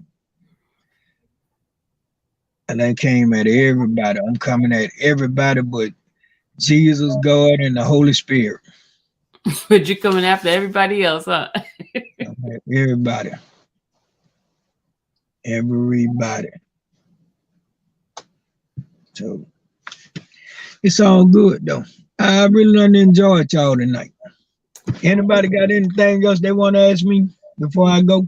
You guys have any questions for Mr. Williams before he leave? He's blessed us so tremendously and given us some like bombs.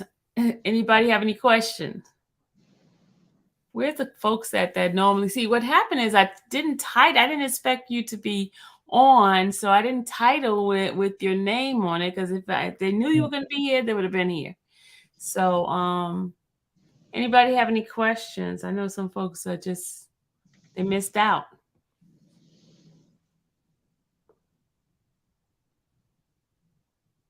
So, will you be in court on Monday? Yeah, I'll be there Monday. Okay. I'll be there Monday. Yep. I actually be down there every day. I just be filing paperwork. Okay. Okay. Yeah. I be down there every day. So they walkie-talkies can get rest. Oh, so they do walkie-talkies when you're there? Oh yeah, they soon as I come to checkpoint, they start calling, alerting everybody that I'm in the building. Yeah. Someone said that they don't have any questions. This person said they don't have any questions. They just can't wait to see the receipts. Okay. Then we'll see them. Definitely. I can't wait to show them. So, can you give a hint when you're gonna drop them to the? Or is it a secret? Nah. I ain't gonna tell y'all when I'm gonna drop because I don't know who all listening right now.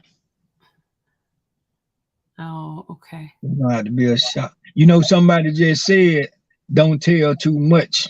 Oh yeah, Gigi said that. Gigi said don't say too much. Yeah. So I don't know who listening. I don't want them to get the word downtown before I get it out. No, okay. I want them to be there and receive their letters first. Yeah. So but people, we better learn the laws, man, and we better start exercising our laws and our rights. Oh, look who's in the chat. Tasha's in the chat. She said, hey Pop. What's up, Tasha? What's up? Okay, Courtney said, how do you feel about Gunna? I love Gunna. See, that's the thing. People don't understand the relationship. They got this thing saying that Gunna is a rat and he's done this and done that. But see, let me try to help the attorney clarify that a little simpler. Okay.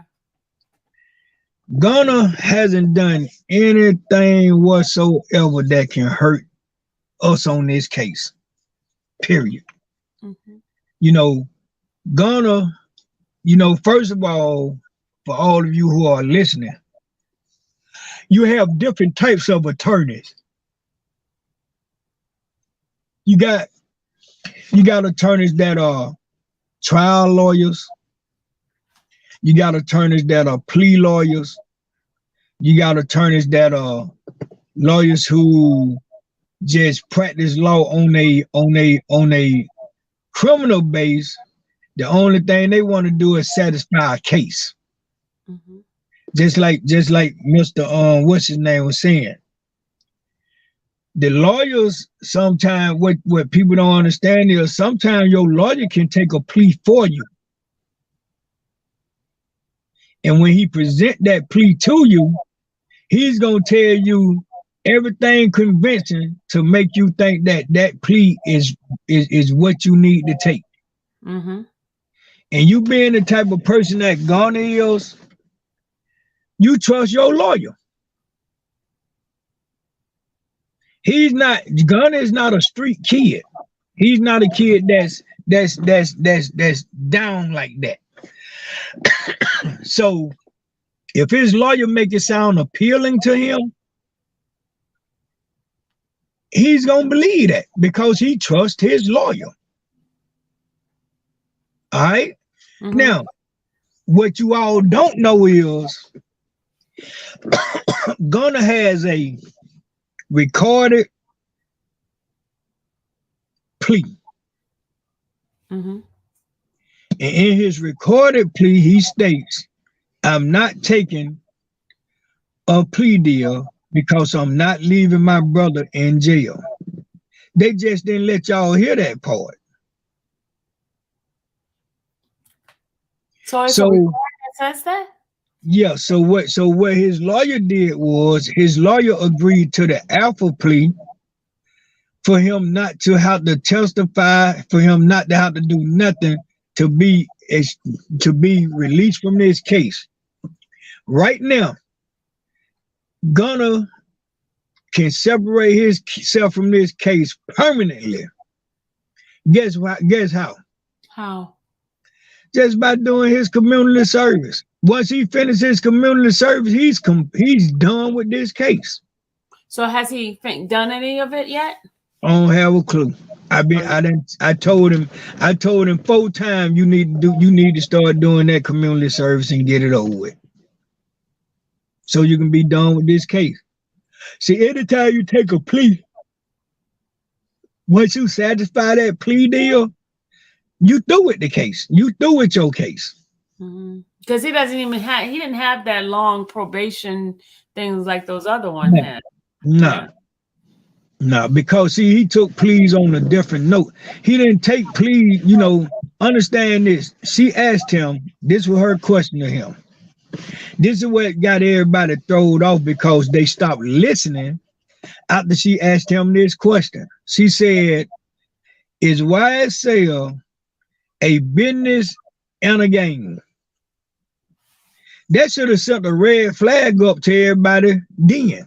Why would she ask him something like that? Because it's 2-part question. So Thank then you. he's answering the first part. She added this. There you go. Now, just like the attorney said,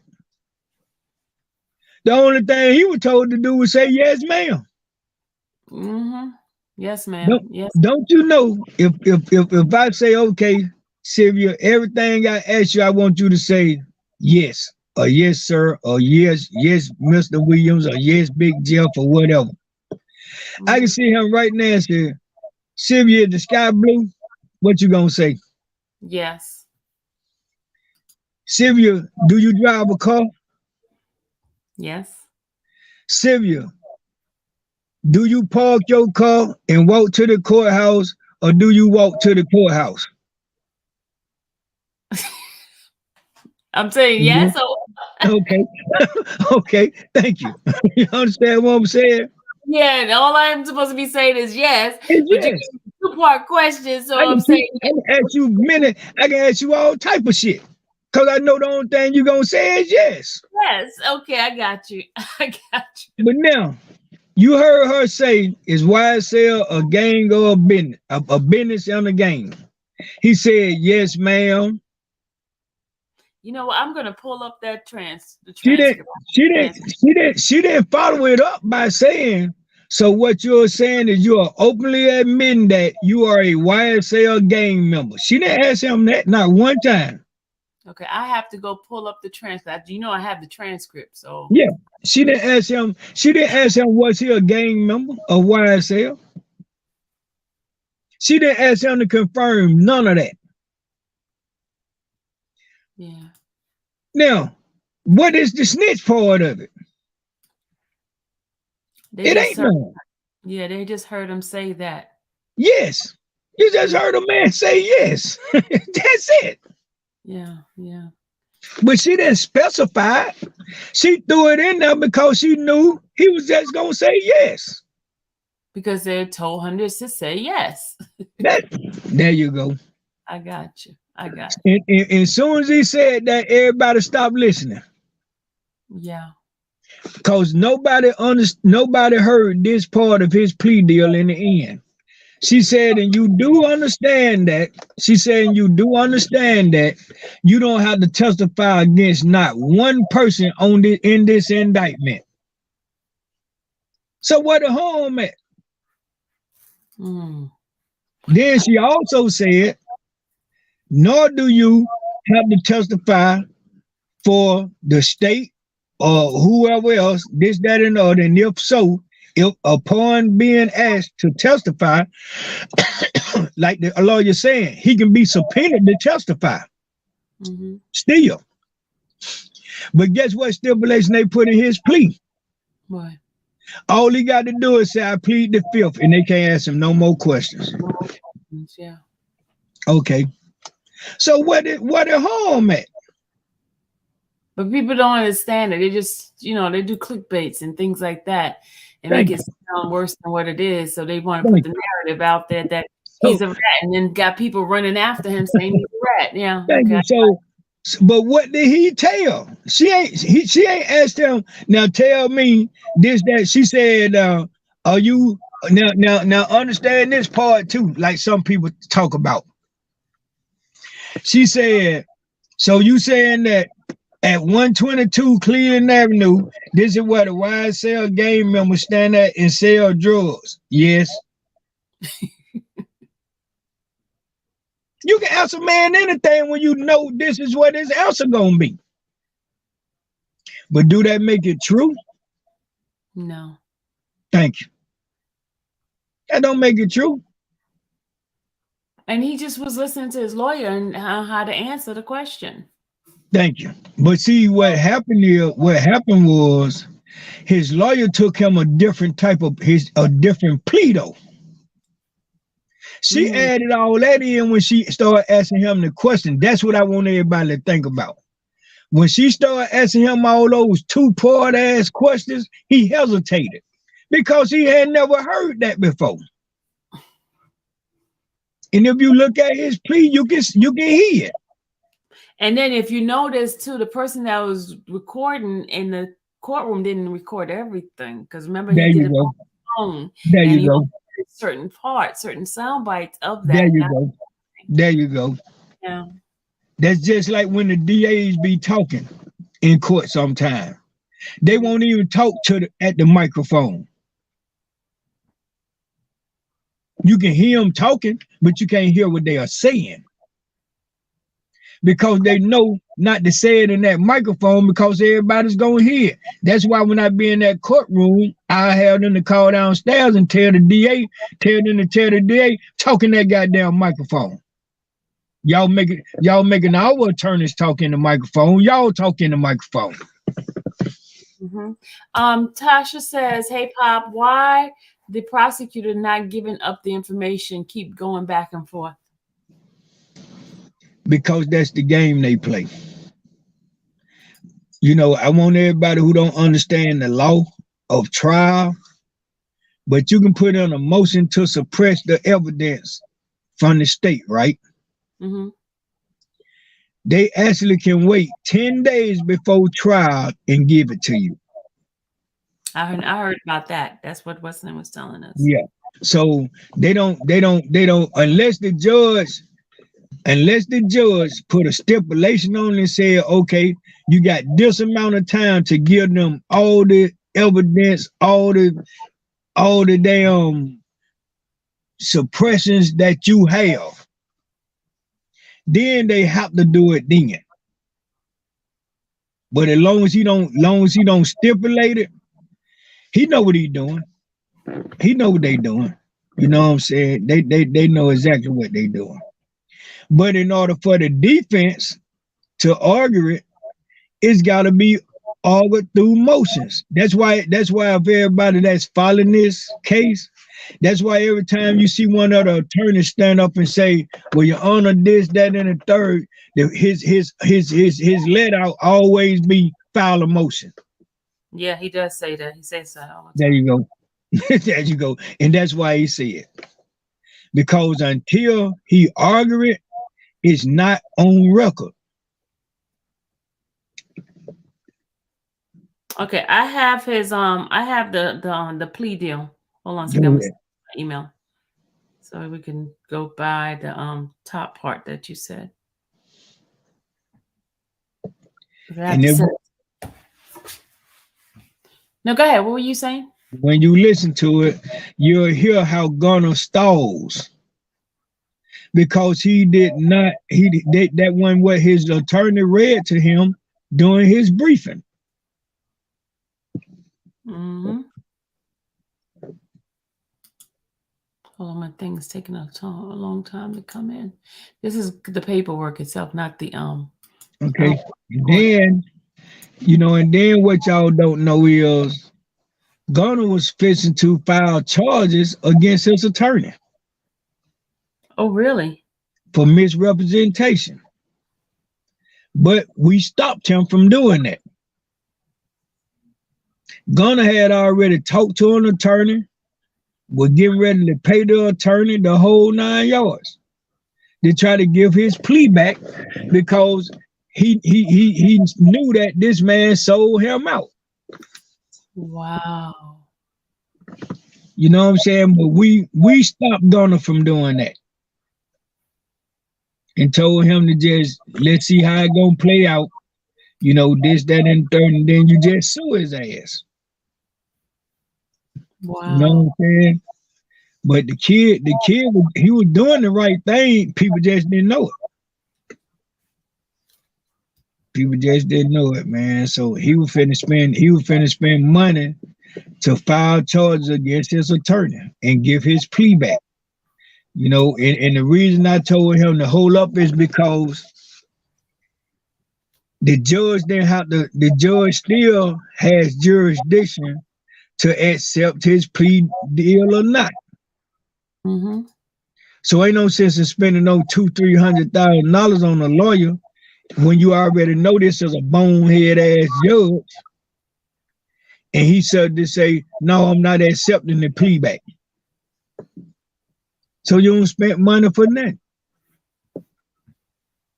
Because at this point of the game, you can 99% believe that he wouldn't take that plea back.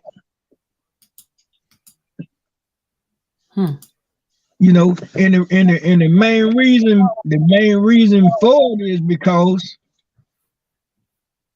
what they agreed on was to get one of those heavy hitters to take a plea because they cannot afford for both of them to be sitting in jail and put a lawsuit on their ass. That'll be the biggest lawsuit in history because they the only two got enough money to tie them up in court.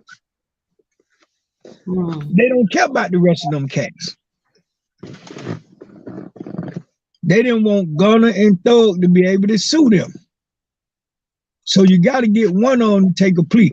We can live with one of them suing us, but not both of them. That's why they agreed to it so fast.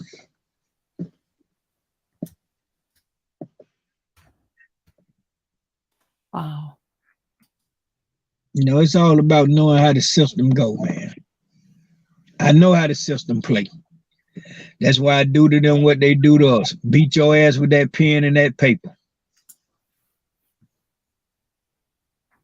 You can't run from that. You can't run from that pen and that paper, trust me. Can't run from that, boy. You cannot beat that. The pen is really mightier than the sword.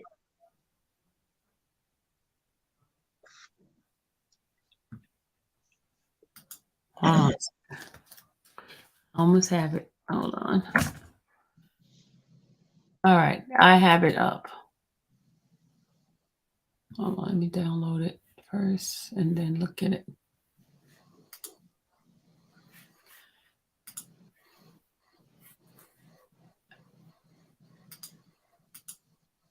Okay, here we go. I'm gonna show it to you guys. 1 second, Jeff. All right, here's his plea deal motion. Okay, here we go. Yeah, do you see it? Yeah. Your phone is You can messing. just read it. Okay, I'm gonna go to that part. Hold There you on. go. I see it. Okay. All right. He says, Miss Love, good afternoon, Your Honor. He says, good afternoon, Miss Hilton. And good afternoon, Mr. Kitchen. As I understand it, counsel, you all wish to present a negotiated plea to the court. Is that correct? Mr. Sato says, that is correct, Your Honor. Isn't that the attorney that Trump has now? Yes, sir. Now, Sit down. Okay. now, what's the difference between him with Trump case and Ghana case? Okay. Miss Weiner, what can I do for you? He says, Your Honor, this is when they was asking the Rule 22. This is when he told him bring the phone in. Hold on, we're gonna keep going. That's the guy from the Channel 2 News when he brought the phone in. Hold on, we're gonna keep going. Your Honor, I think the court should apply the law as you indicated. It should be applied. Miss Love, to your other point, I'm aware that one, okay, they're doing the Rule 22. Sorry. Let's keep going. Okay, because the judge let him bring his phone in. Okay, we're going.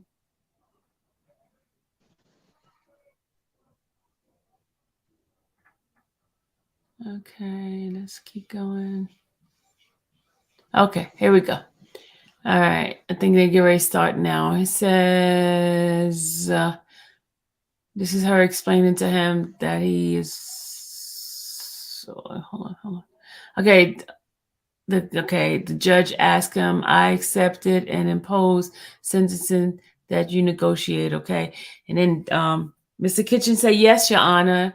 Then the court says, Ms. Love, are you ready, madam? He says, yes, Your Honor. If you would go ahead and read over the plea, Kogai,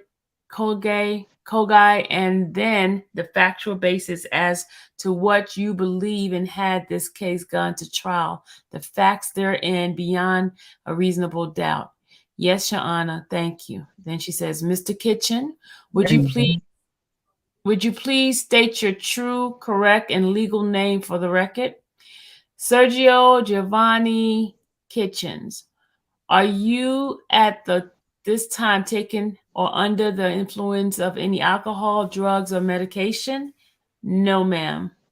Is there any medication you normally take that you have not taken today? No, ma'am. How old are you? I am 29. How far have you gone in school? I graduated and went to college. And are you able to read, write, and understand English language? Yes, ma'am. Do you understand that you are charged? Do you understand what you are charged? That you are charged with the following offense? Yes, I understand.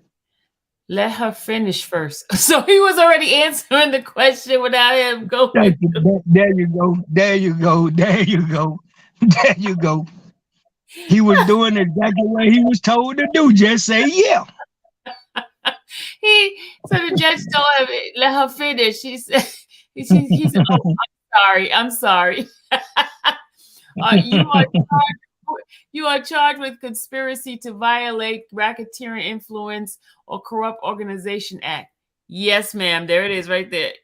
Yes, ma'am. Do you understand that you have the right to plead guilty or not guilty to this charge?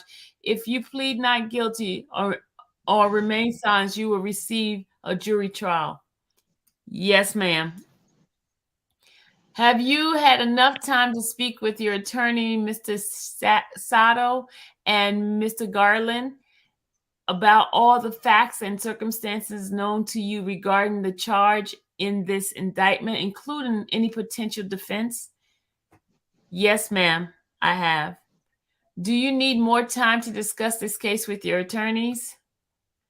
No, ma'am, I don't. You do sound like a robot.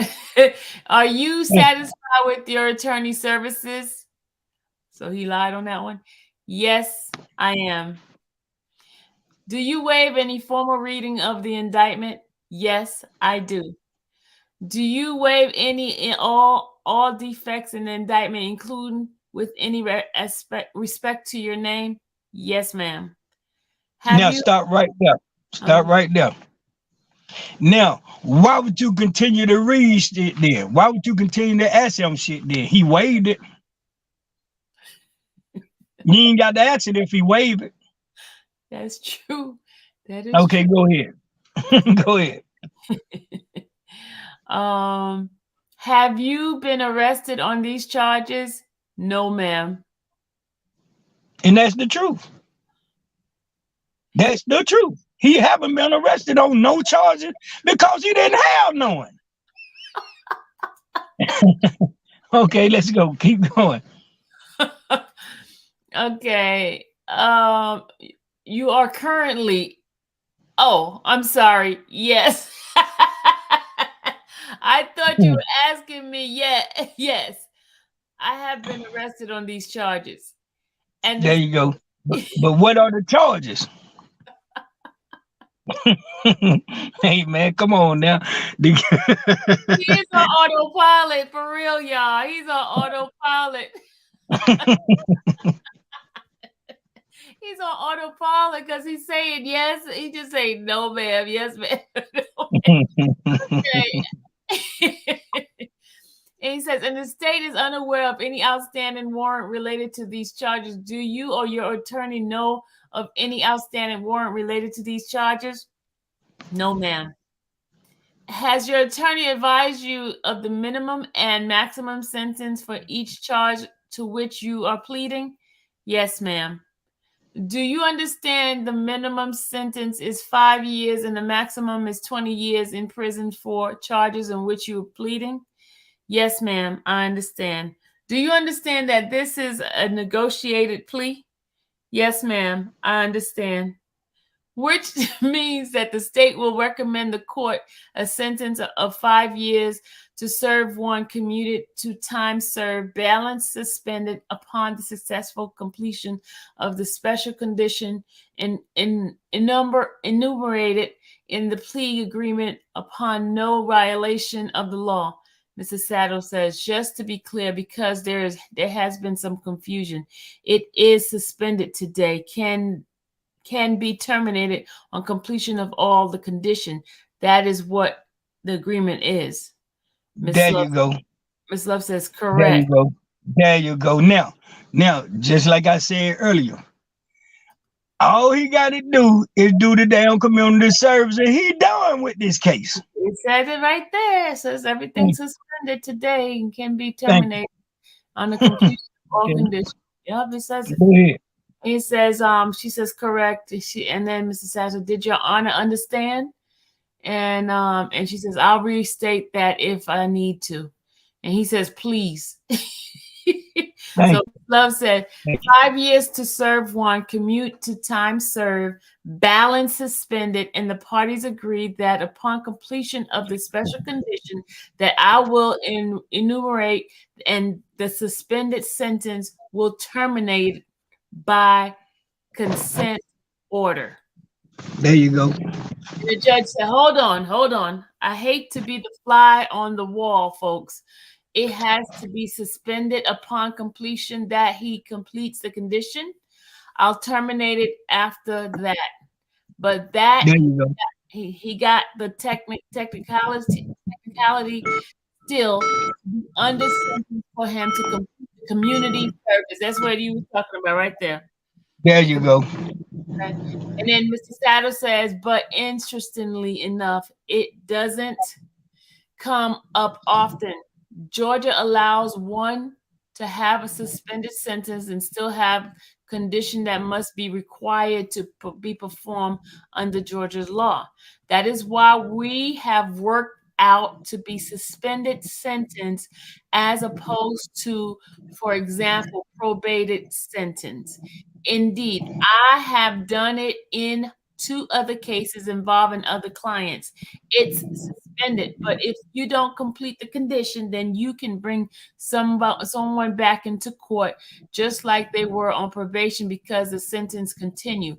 And the court said, okay, Miss Love, is that the state's concurrent or agreement? No objections to that, Your Honor. There you go.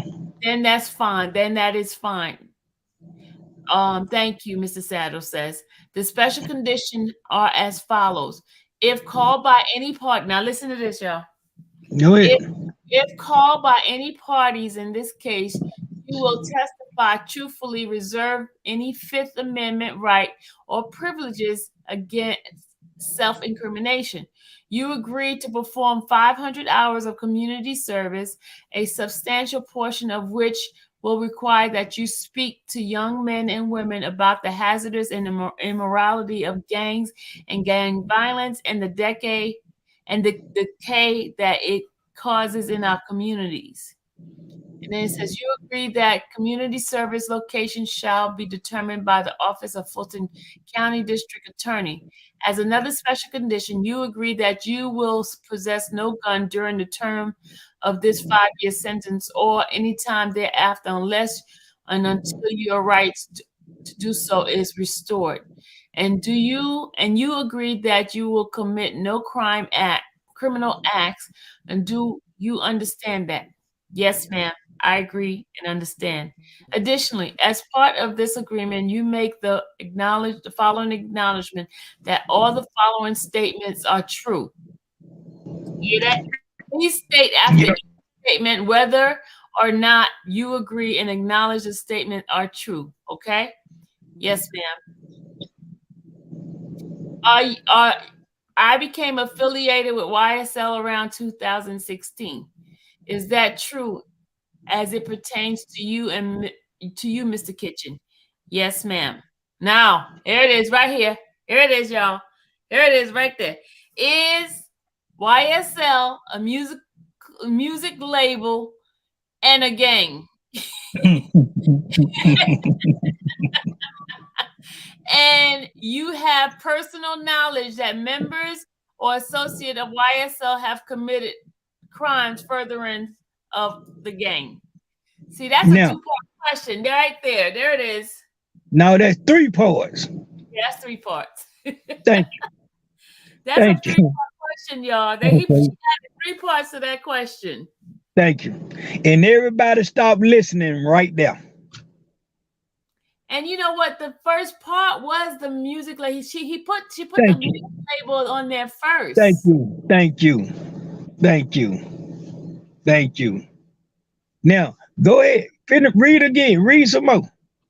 Okay. Now, not one time is you gonna hear her say, so you saying that YSL, that you are a YSL gang member. Okay, here we go. Okay, yes, ma'am.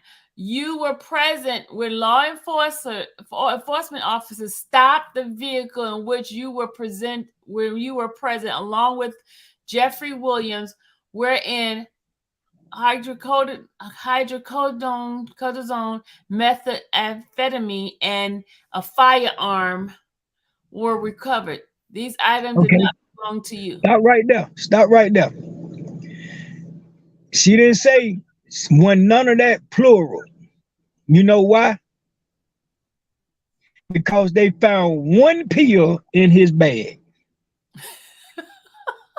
How you gonna charge 2 people with 1 goddamn pill, man? You know what?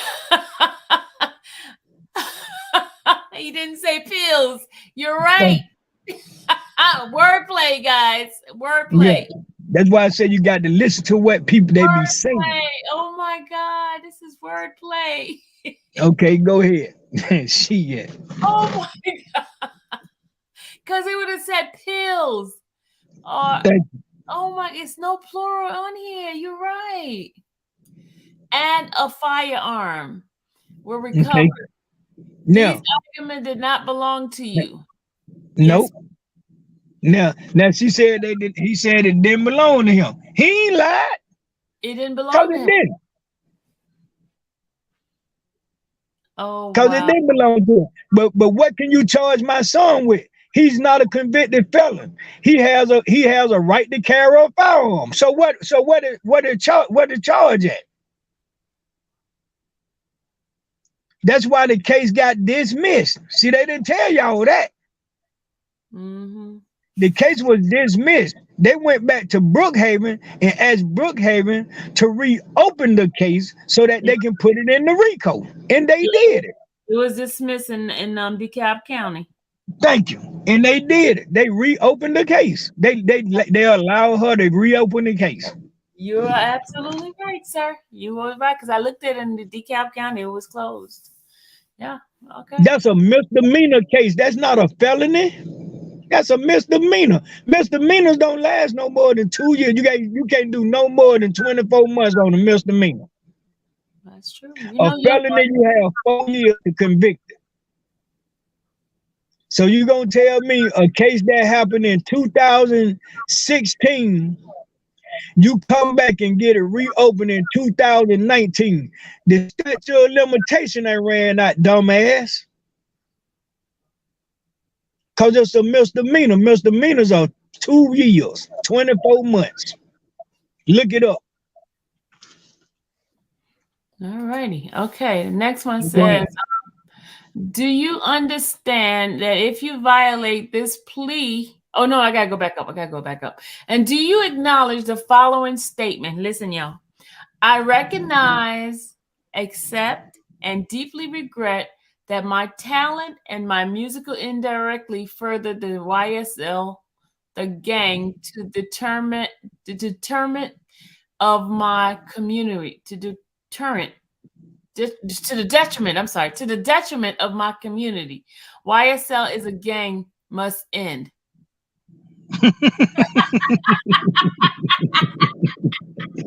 You telling the man what to say. You speaking for him. You speaking for him. Now you speaking for him. Oh, God. You know what? Nobody has taken the time to really read this thing like it is. Thank you, man. You got to read it, man. She was adding shit to it as she went because she knew all he was going to do is say yes. Because the attorney told him to say yes, ma'am. Thank you. You can say anything. Wow. But understand, the only thing that's keeping him involved in this case is community service. You broke up. You breaking up. Say it again.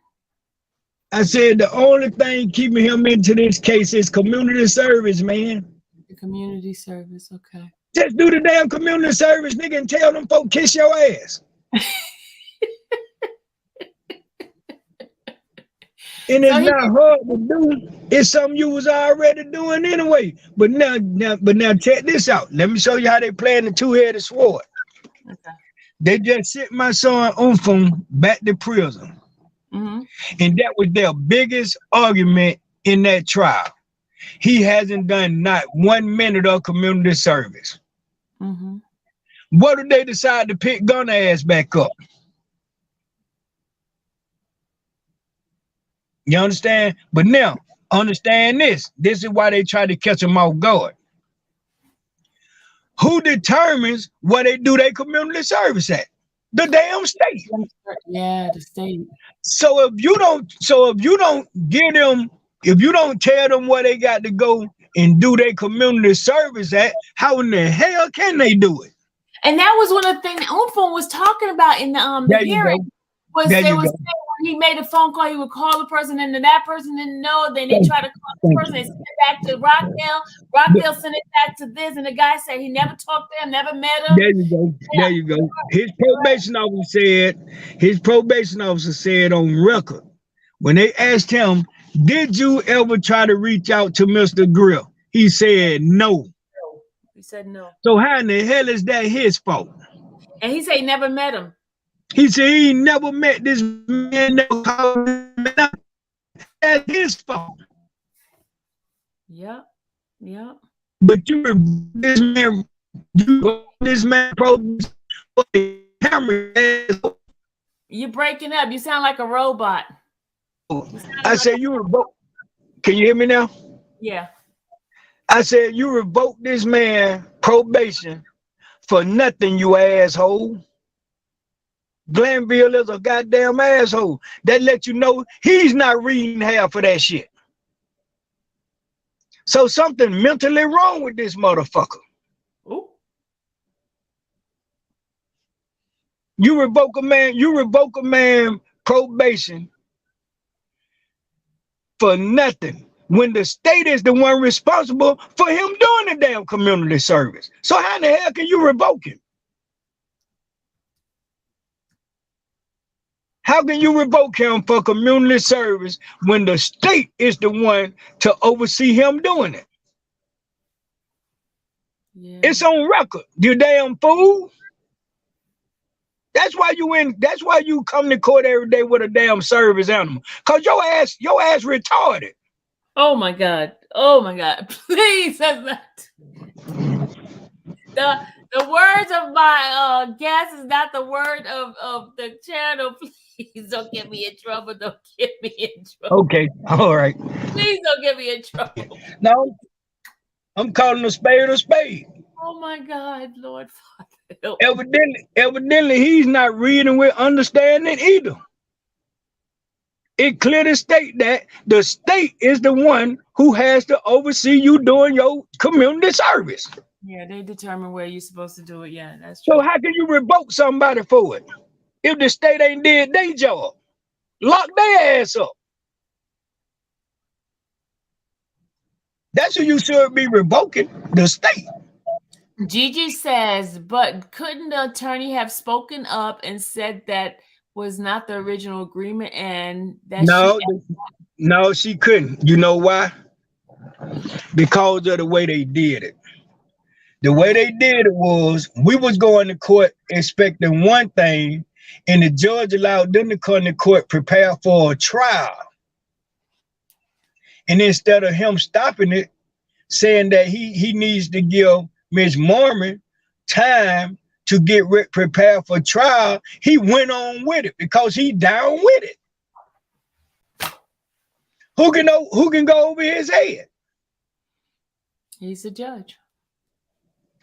So she was standing there looking like a chicken with her head cut off because she was prepared to come. She was there for a hearing, not trial. So when she asked to have time to get prepared, he denied it.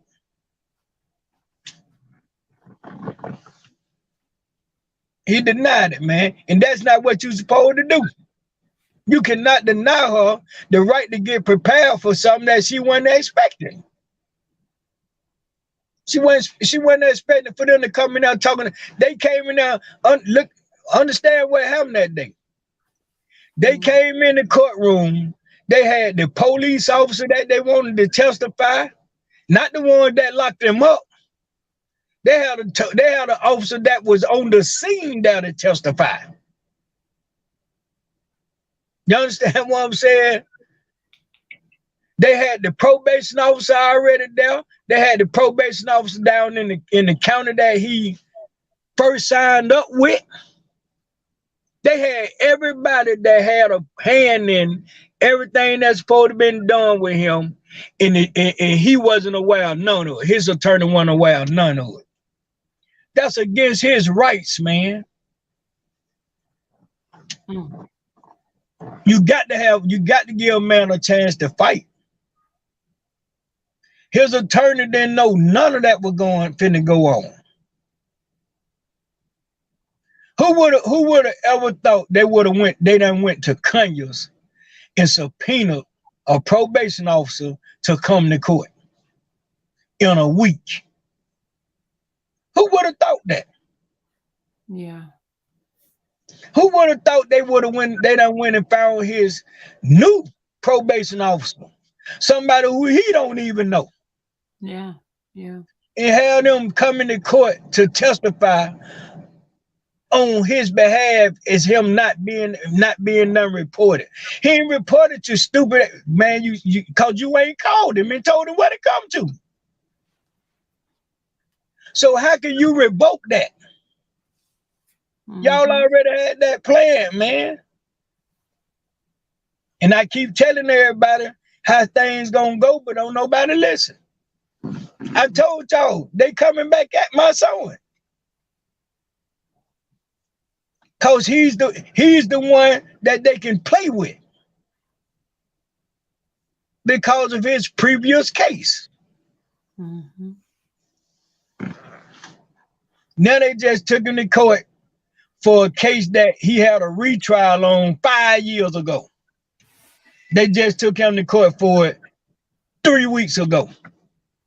And the judge dismissed it. Ain't that something? Wow. Yeah. Ain't that something? But you done put him in a RICO. But you didn't you forgot to tell about Miss Love showing up on the what's the name? Oh yeah, she came to his trial. She came to his hearing. They were trying to do it to him again. And now it was just Judge what her name is? Dallas. She just didn't go for it. But if she'd have went for it, the DA that was in there trying to prosecute the case was gonna try to go to trial with it then. Instead of it's supposed to be a preliminary, he talking trial. And she stopped him. She said, no, you ain't gonna do it in him. He don't even have an attorney. They say they assumed his attorney was Miss Mormon. How can you assume that? And even if you did assume it, you're supposed to notify her that her client has a court date. If you felt like she was his lawyer, if you really felt like she was his lawyer, you cannot talk to a person if they have a representation on their paperwork. Yeah. If their paperwork say that they have an active attorney, you cannot say nothing to that person. That's no different than being arrested on the street. If an officer arrests you on the street and you say, I have an attorney, they don't supposed to ask you nothing else. Because that's a violation of your right. So how can you say you was under the assumption that he had an attorney and you didn't notify that attorney, whether she was still his attorney or not? You supposed to call her and gave her the heads up on him going to court. Yeah. So she could be there to represent him. And if she can tell you that's not my client no more. Yeah, and they're not supposed to go any further until he gets represented. Thank you. I know that. And then her big bone-headed ass coming out pushing a cart like she coming to trial. Really? Until she saw me. Then she tried to wiggle her way out of there. Too late, baby, I done saw you. Now I'm finna put some charges on your ass. Because you don't have nothing to do with that case. Nothing. Once you be sentenced, ladies and gentlemen, if y'all listening, anytime you go to a court, I don't care what court it is, and you get a sentence or you get a disposition on your case, that court has nothing else to do with you. Your case is done with that court. Anything that pertains to you on paperwork goes to the Board of Pardons and Parole. That's true. That is so true. You guys heard that? So did you want me to finish some more or that's it? No, if they want to hear some more, I know what it's. I know they done violated everything in the plea. Shit. I know they done violated. That's why it's time to file charges against them and let them have to fight some charges. Let's see how they gonna fight some charges. But they charges gonna be facts. Let's see how they gonna fight some facts. So Wow. But they straight tried to railroad poor little Gunner, man. And he just didn't, he did what he was told to do by his attorney. That's why, ladies and gentlemen, let me tell y'all this, and I want y'all to hear this real good. Always, I don't care what situation it is. Anytime you have an attorney representing you on anything, I don't care anything in the world, if you got an attorney representing you on it, remember this. You tell them what to do. Don't let them tell you what to damn do, because you paying them to represent you. You ain't paying them to represent them. They represent you. So your attorney has to do what you ask or tell them to do. Please, everybody, remember that. I hear people have lawsuits, and they say, "Well, my lawyer say I can get." You tell your lawyer what you want. I got hit by a company truck. Man, I want 1% of what the company is worth. And they ain't settling. I want 1%. Always remember this. You want 1% of what anybody hit you, and there's a company. You have any kind of accident on company property, anything. You tell your lawyer going in the door, I want 1% of what the company is worth. And we can go from there. Wow, 1% what the company's worth. Wow. Okay. Damn. I want 1% of what the company worth. Y'all heard that, right? 1% of what the company's worth. If it's a small company, I want $1 million coming out the gate. I want $1 million. I don't care what. Hey man, I can stomp my toe and break the nail on it. If a company vehicle, I did it on a company, according to what that company is worth, you can Google what the company worth. And once you Google what that company worth, you tell your lawyer you want a percentage of whatever it is. If it's anything less than $1 million, I want $1 million. I want $1 million right now. If we settle, if it's a hairline crack, I want $1 million. I want $1 million plus attorney fees and my hospital bill. So I want $1 million. I want my bank account to say $1 million, and I want my lawyer to be paid through the company. I want my insurance to be paid through the company. I want my hospital bill to be paid through that company. I'm not giving y'all not one dime out this $1 million. I'm gonna make the company pay for it. And that's what we go into court and say. Because believe me, it happens anyway. The lawyers do it anyway. What lawyer you think don't know he can file a suit and make the company pay his fee, and then he charges the you too? That why you think they tell y'all, okay, you ain't gotta pay me until the outcome of the case, cause he's suing them anyway for his attorney fee. That's why they can tell you that.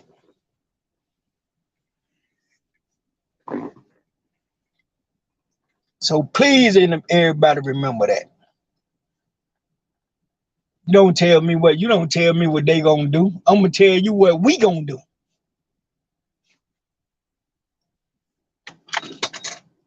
And you don't take no for an answer. Ain't no compromising, ain't no talking about it, ain't no negotiation, no nothing, man. Unless I decide to negotiate it myself.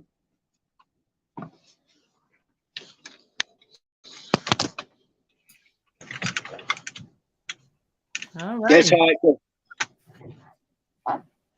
That's how it goes. Gigi said, Gunna better go ahead and do that community service. That's what There Gigi you go. That's all you gotta do. I done told him that 4 or 5 times. I'm the one that made go. You breaking up. You're breaking up again. You're breaking up again. You're breaking up.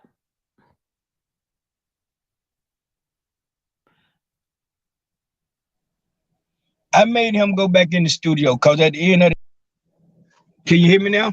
Yeah, I can hear you. Hello? Yeah, I can hear you. You know, I made gonna go back into the studio. I did. I went to his house and told him, get up off your ass and get back in that studio and make some money. Because whether people like it or not, he's still a YSL artist. He's the face of YSL. Yeah, yeah. So guess what? You don't get in there and do your job, son. And you see how he sold out in Barclays. Thank you. And let the world think what they think. Because one thing you can better believe, any artist that's on the YSL label, their fan base is 97, 98% white. So who care about what these black folks saying? You better go get all money. He sure is right, because I'm telling you, the ones that be reaching out to me, y'all. Like, sure is. And it's been like that for years. It's been like that. So you better go get all money.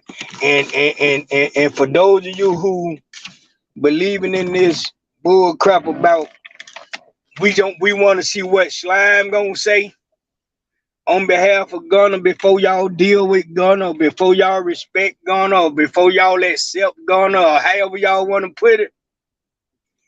Slime told y'all when he released his album how he felt about Gunna. If you're paying attention. And the name of the album is y'all answer. Business is business. Shit. Business is business. Hey, it man. ain't personal. Look, it ain't personal. Business. It ain't personal. Shit. White folk do it every day, man. Take You care know of what I'm it. saying? Hey, man, you can go, it's no different than going to work every day. How many of us go to work every day and ain't got somebody on the job we hate to see clock in? Letting on work with them. Mm-hmm. Okay, it's the same way in this business. But white folk, they gonna act like they the best friends in the world.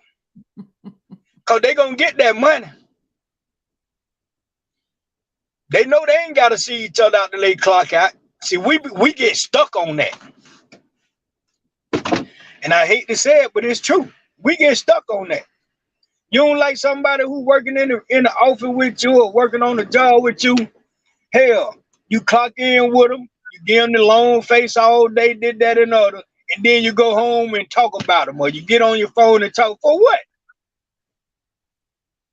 The job over with. We done did our job. I'm at home now. I don't want to talk about nobody I don't like at my job. Yeah, he's giving you guys some nuggets here. He's giving you some wisdom. OG wisdom. I don't want to talk. I ain't got to see them out the 8 hours. You know, and I worked on the job. I worked on the job one time, you all. I worked on this job. I had this job for 7 years. I never spoke to nobody I never talked to nobody on the job for 7 years. I'll come in, they'll speak. I'll say, hey, go on about my business. Do my job. After it was time for me to get off, I clocked out, went home. I did that for 7 years. Because when I go to a job, I scan the people. Once I see they ain't my cup of tea, once I see they got too much going on, I don't allow myself to be a part of it. Ain't nothing wrong with it. I don't care if you say I'm acting stuck up, sedated, or whatever you want to call it. Get what? I'm not going to be part of y'all little clique. Because I ain't here for that. I'm here to do my time so I can support my family and then go home. I didn't know y'all before I came, so what's gonna be the big deal for me to get to know you? If I don't never know, I ain't know you anyway. I don't go to work to make friends. I go to work to make money. I don't go to work to make friends. I go to work to make money. Shit. My family can't eat off friendship. They can't eat off of that. But we can be cool. We can be cool. Long as your business don't interfere with my business. Hey man, knock yourself out on whatever you want to do. Long as it ain't got nothing to do with me. You know, so people say I'm mean. People say that ain't cool. Hey man, listen. Anything that's gonna keep me from being part of something that ain't right, that's what I'm willing to do. That's what I'm willing to do. We gotta stop being so easily influenced. We got to stop being easily influenced. Because now our kids living it. Absolutely. All of these kids that's out in that's in society now, they're moving off of bad influence.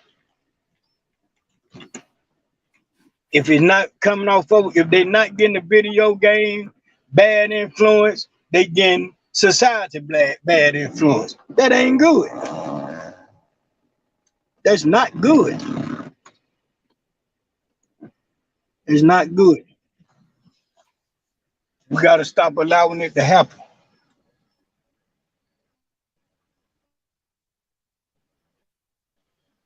We got to. It's a must. It's a must. If we want to get control. Yeah, definitely. You know, so it is what it is. So that's how Big Jeff moved. Absolutely. You dropped some nuggets on us tonight, boy, I tell you. Yeah, drop some nuggets. It's time. It's time for us to start getting this stuff out of our lives, man. For real, for real. Yeah. We got to. Because like I say, at the end of the day, this RICO crap, they trying to throw on everybody in Georgia now. Everybody who they arrested in Georgia now, Funny Willis trying to call it a RICO. Yeah, because like that, those kids who was protesting that city cop thing, they just got a RICO. I think it's 50 something of them, 50 or 60 something. They got a RICO. Jeff, are you there?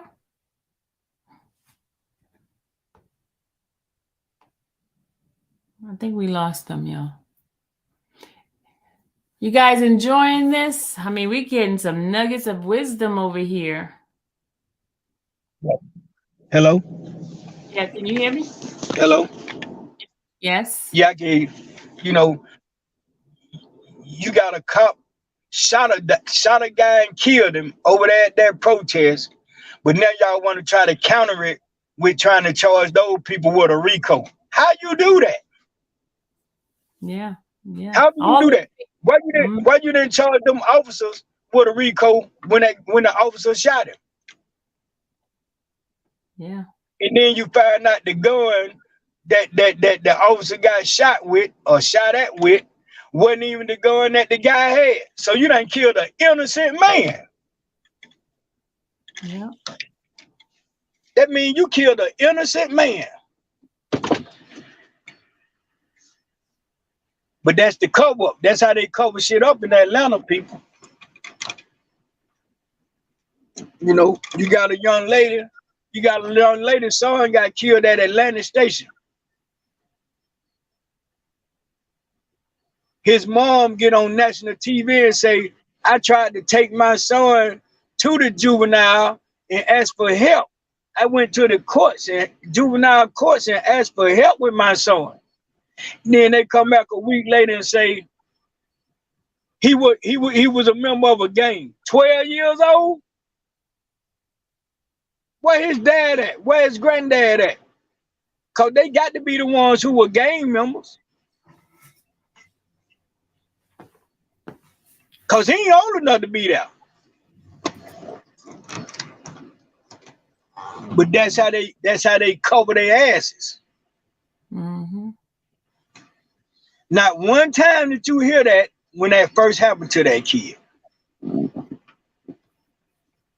Cause if you knew it then, if you knew it at that time, you knew it beforehand. You know, if we gonna look at it like that now, that's how Atlanta play. Funny Willis is a piece of crap.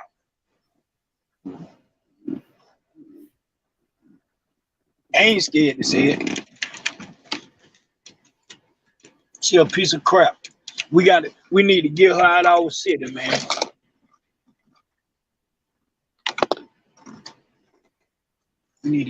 She needs to be gotten out of our city. If she was doing right, it'll be different. It ain't nothing about nothing she done did since she been in office was right.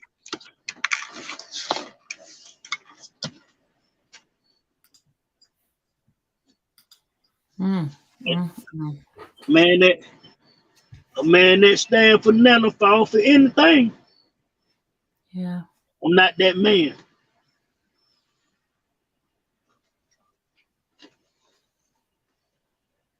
I'm not that man. So that's where it's at, baby. We're gonna be all right. Yes, we are. Are you ready to tell them the news yet? What's that? The news of what you're planning.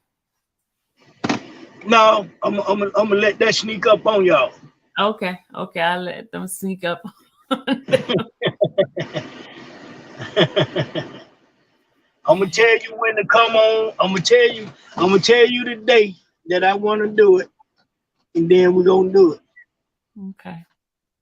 Okay. Toya says, so Jeff cool with Duke and his brother not gonna? Huh? So Jeff cool with Duke and his brother, but not gonna? I don't know what. No, he cool with Gunner. He ain't got no problem. He told y'all how he felt about Gunner. Business is business. Gunner haven't done anything to him. He's basically saying business gonna have to do what he had to do. Business is business. That's it. Gunner did what he was told to do by the person he trusted, which was his attorney. Yeah. So you can't, it's not his fault. He haven't done anything. What did he do? We just read the indictment, the plea, I mean. We just read it, and the way it was said, it doesn't specifically say anything. All that stuff that folks are putting out there, it's just for clickbait. That's all. That's all. Clickbait, okay, y'all? Clickbait. That's all. That's just like this AI shit they did. They did this AI crap to where they say Thug was talking to Baby and told Baby, hold up, don't put nothing out by them and this, that, and the third. Really? And everybody went for it. See how easily influenced we are? Yeah, very easy. Very. Come on, man. And they start believing anything. And then All somebody got to do is say it. And then when you try to tell the truth in a channel like this, they don't want to hear it. They do not want to hear the truth and the fact. That's okay. They might not want to hear it, but hey, man, it is what it is. It is what it is. One thing about it, you can only hold the truth for so long. Okay, what is the question, Tasha? Tasha said she has a question. I don't know what the question is. You can only hold the truth for so long. But you can tell a lie forever. Okay, it says who gonna run against Big Jeff? Because I hope they're getting somebody together because she got to go. She got to go. You say she said what now? She said, okay, who gonna run against her, Big Jeff? Because I hope they're gonna get someone together because she got to go. I guess she talking about Miss Willis's Yeah. It's gonna be somebody wrong. They just haven't spoken yet. She had an illegal campaign party a couple of months ago. You telling it all tonight, huh? Yeah. Cause I'm just telling you some of it. That's just some of it. I'm just bringing y'all up to par. Yeah, she had an illegal campaign party because you don't supposed to be campaigning right now. Definitely wasn't supposed to be campaigning back then. But you can do that when you secretly doing shit. Mm-hmm. So, but you can't fool me because my ear to the ground. My ear is to the ground. Trust me, it is. Every day. Every day. So, do it sound like I'm scared to speak? No, you do not sound like you're scared to me. Sound Okay. like you got some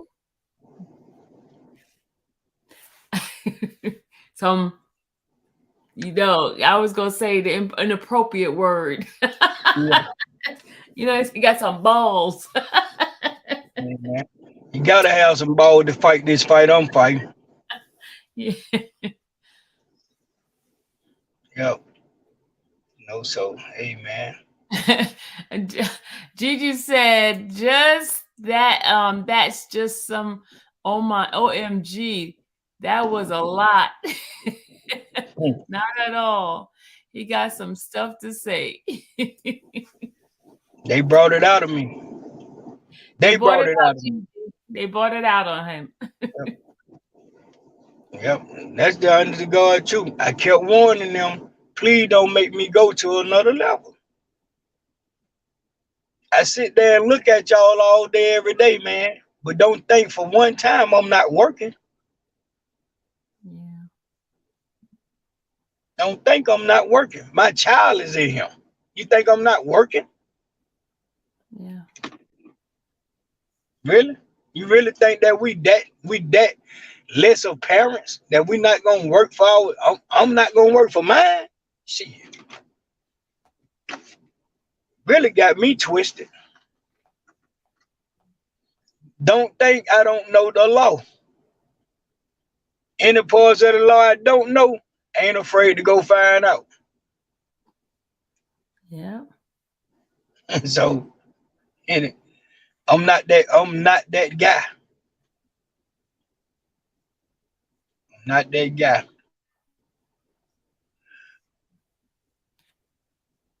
If I can say it in the courthouse, why I can't say it on this channel? I ain't saying nothing to y'all I haven't said in that courthouse. Okay. That is the truth. Trust me. Now, I might have didn't word it like I'm wording it now, but I definitely said it. I just had a lot of slang in it when I said it to them. So it is what it is. Well, thank you so much for spending some time with us this evening. It's been a while. It's been a while. It's been a while. I had to make y'all wait for a minute so I can make sure I got all my ducks in a row. Yeah. But I'm glad that you're fighting a strong fight. Yeah, I got to. Yeah. And see, that's the thing. See, they don't understand the strength and family. You guys have been there. You guys are not laying down just like letting it just happen. No, y'all being proactive and getting things done. Definitely. That's how they do us. Yeah, yeah. You know what I'm saying? That's how they do us. Ain't no fun when the rabbit got to going. Yeah. Yeah. They done did everything under the sun to try to make us look bad. And they still doing it. But it's falling apart. At Thank first, people believed it, right? But now it's like, okay, this is a little bit outrageous now. Because somebody's speaking on it now. Yeah, yeah. They see the games. They see, come on, Thank with all this drugs and all this kind of stuff. It's not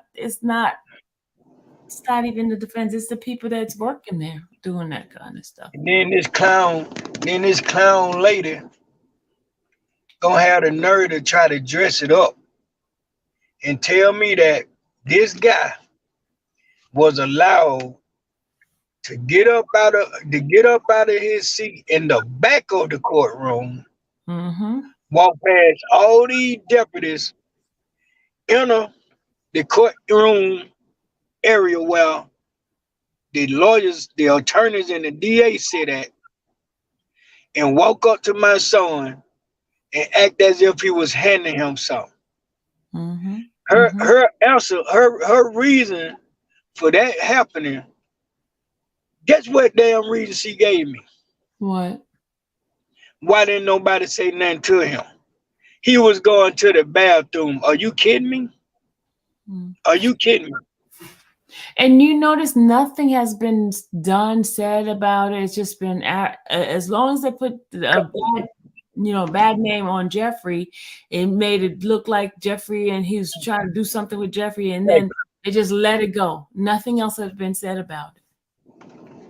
You understand? So, let's be for real now. Let's be for real.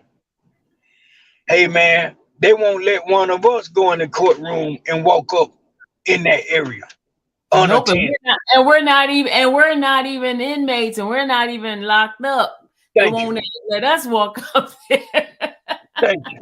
How you gonna let him walk up there? He's locked up. Come on now. This man is incarcerated. If that's the case, why hold him in the back in the waiting area? If they can just walk there free, just let them walk on in the courtroom.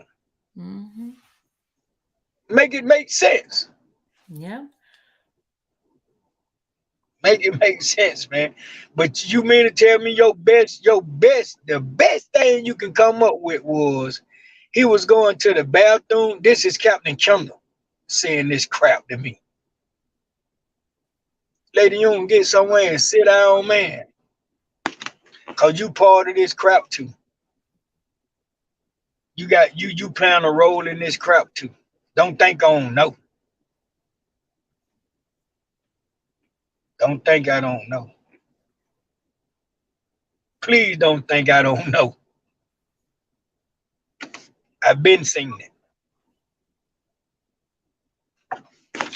I've been seeing it. So yeah.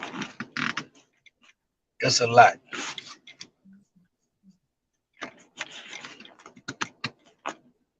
In order to see it, you gotta be there. Yeah. Because they got the public fooled. And it's only because they showing them what they want them to see. Yeah. When I push stuff out, it's gonna be uncensored. I'm gonna let everybody see what's going on. Yeah. I just hope they have the stomach for it. Wow. It's gonna be that much. It's gonna be that much. That much, man. So yeah, we all right. We're gonna be okay. Yeah. But it was good talking to you all.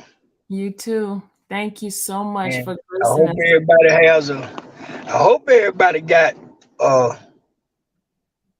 good identification now of what's going on. Yeah, I got it. I got it. And This case is more personal than anything. But it's bigger than YSL because it's gonna affect our grandchildren. It's gonna affect our kids if we don't get it away from him now. Yeah.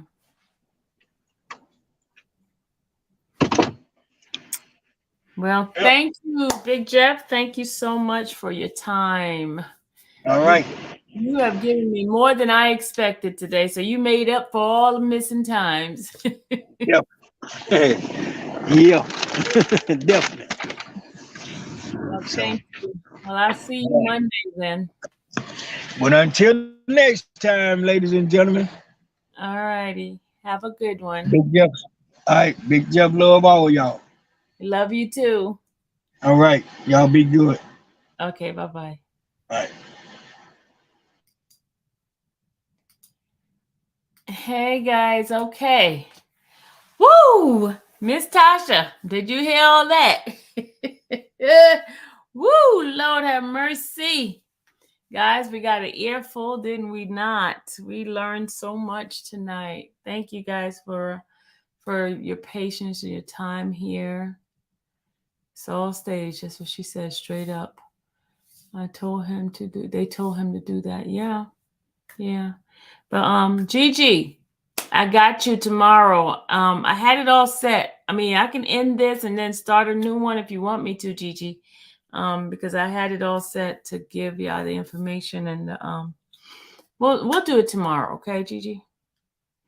I know you've been waiting, you've been patient, and so tomorrow I'll start early and get this thing out. Look, my head looks so like, I don't know what I'm doing. I don't know. I don't like this haircut. I think I need to go back to doing it all the way down. Having a little bit up here is just like a little bit weird.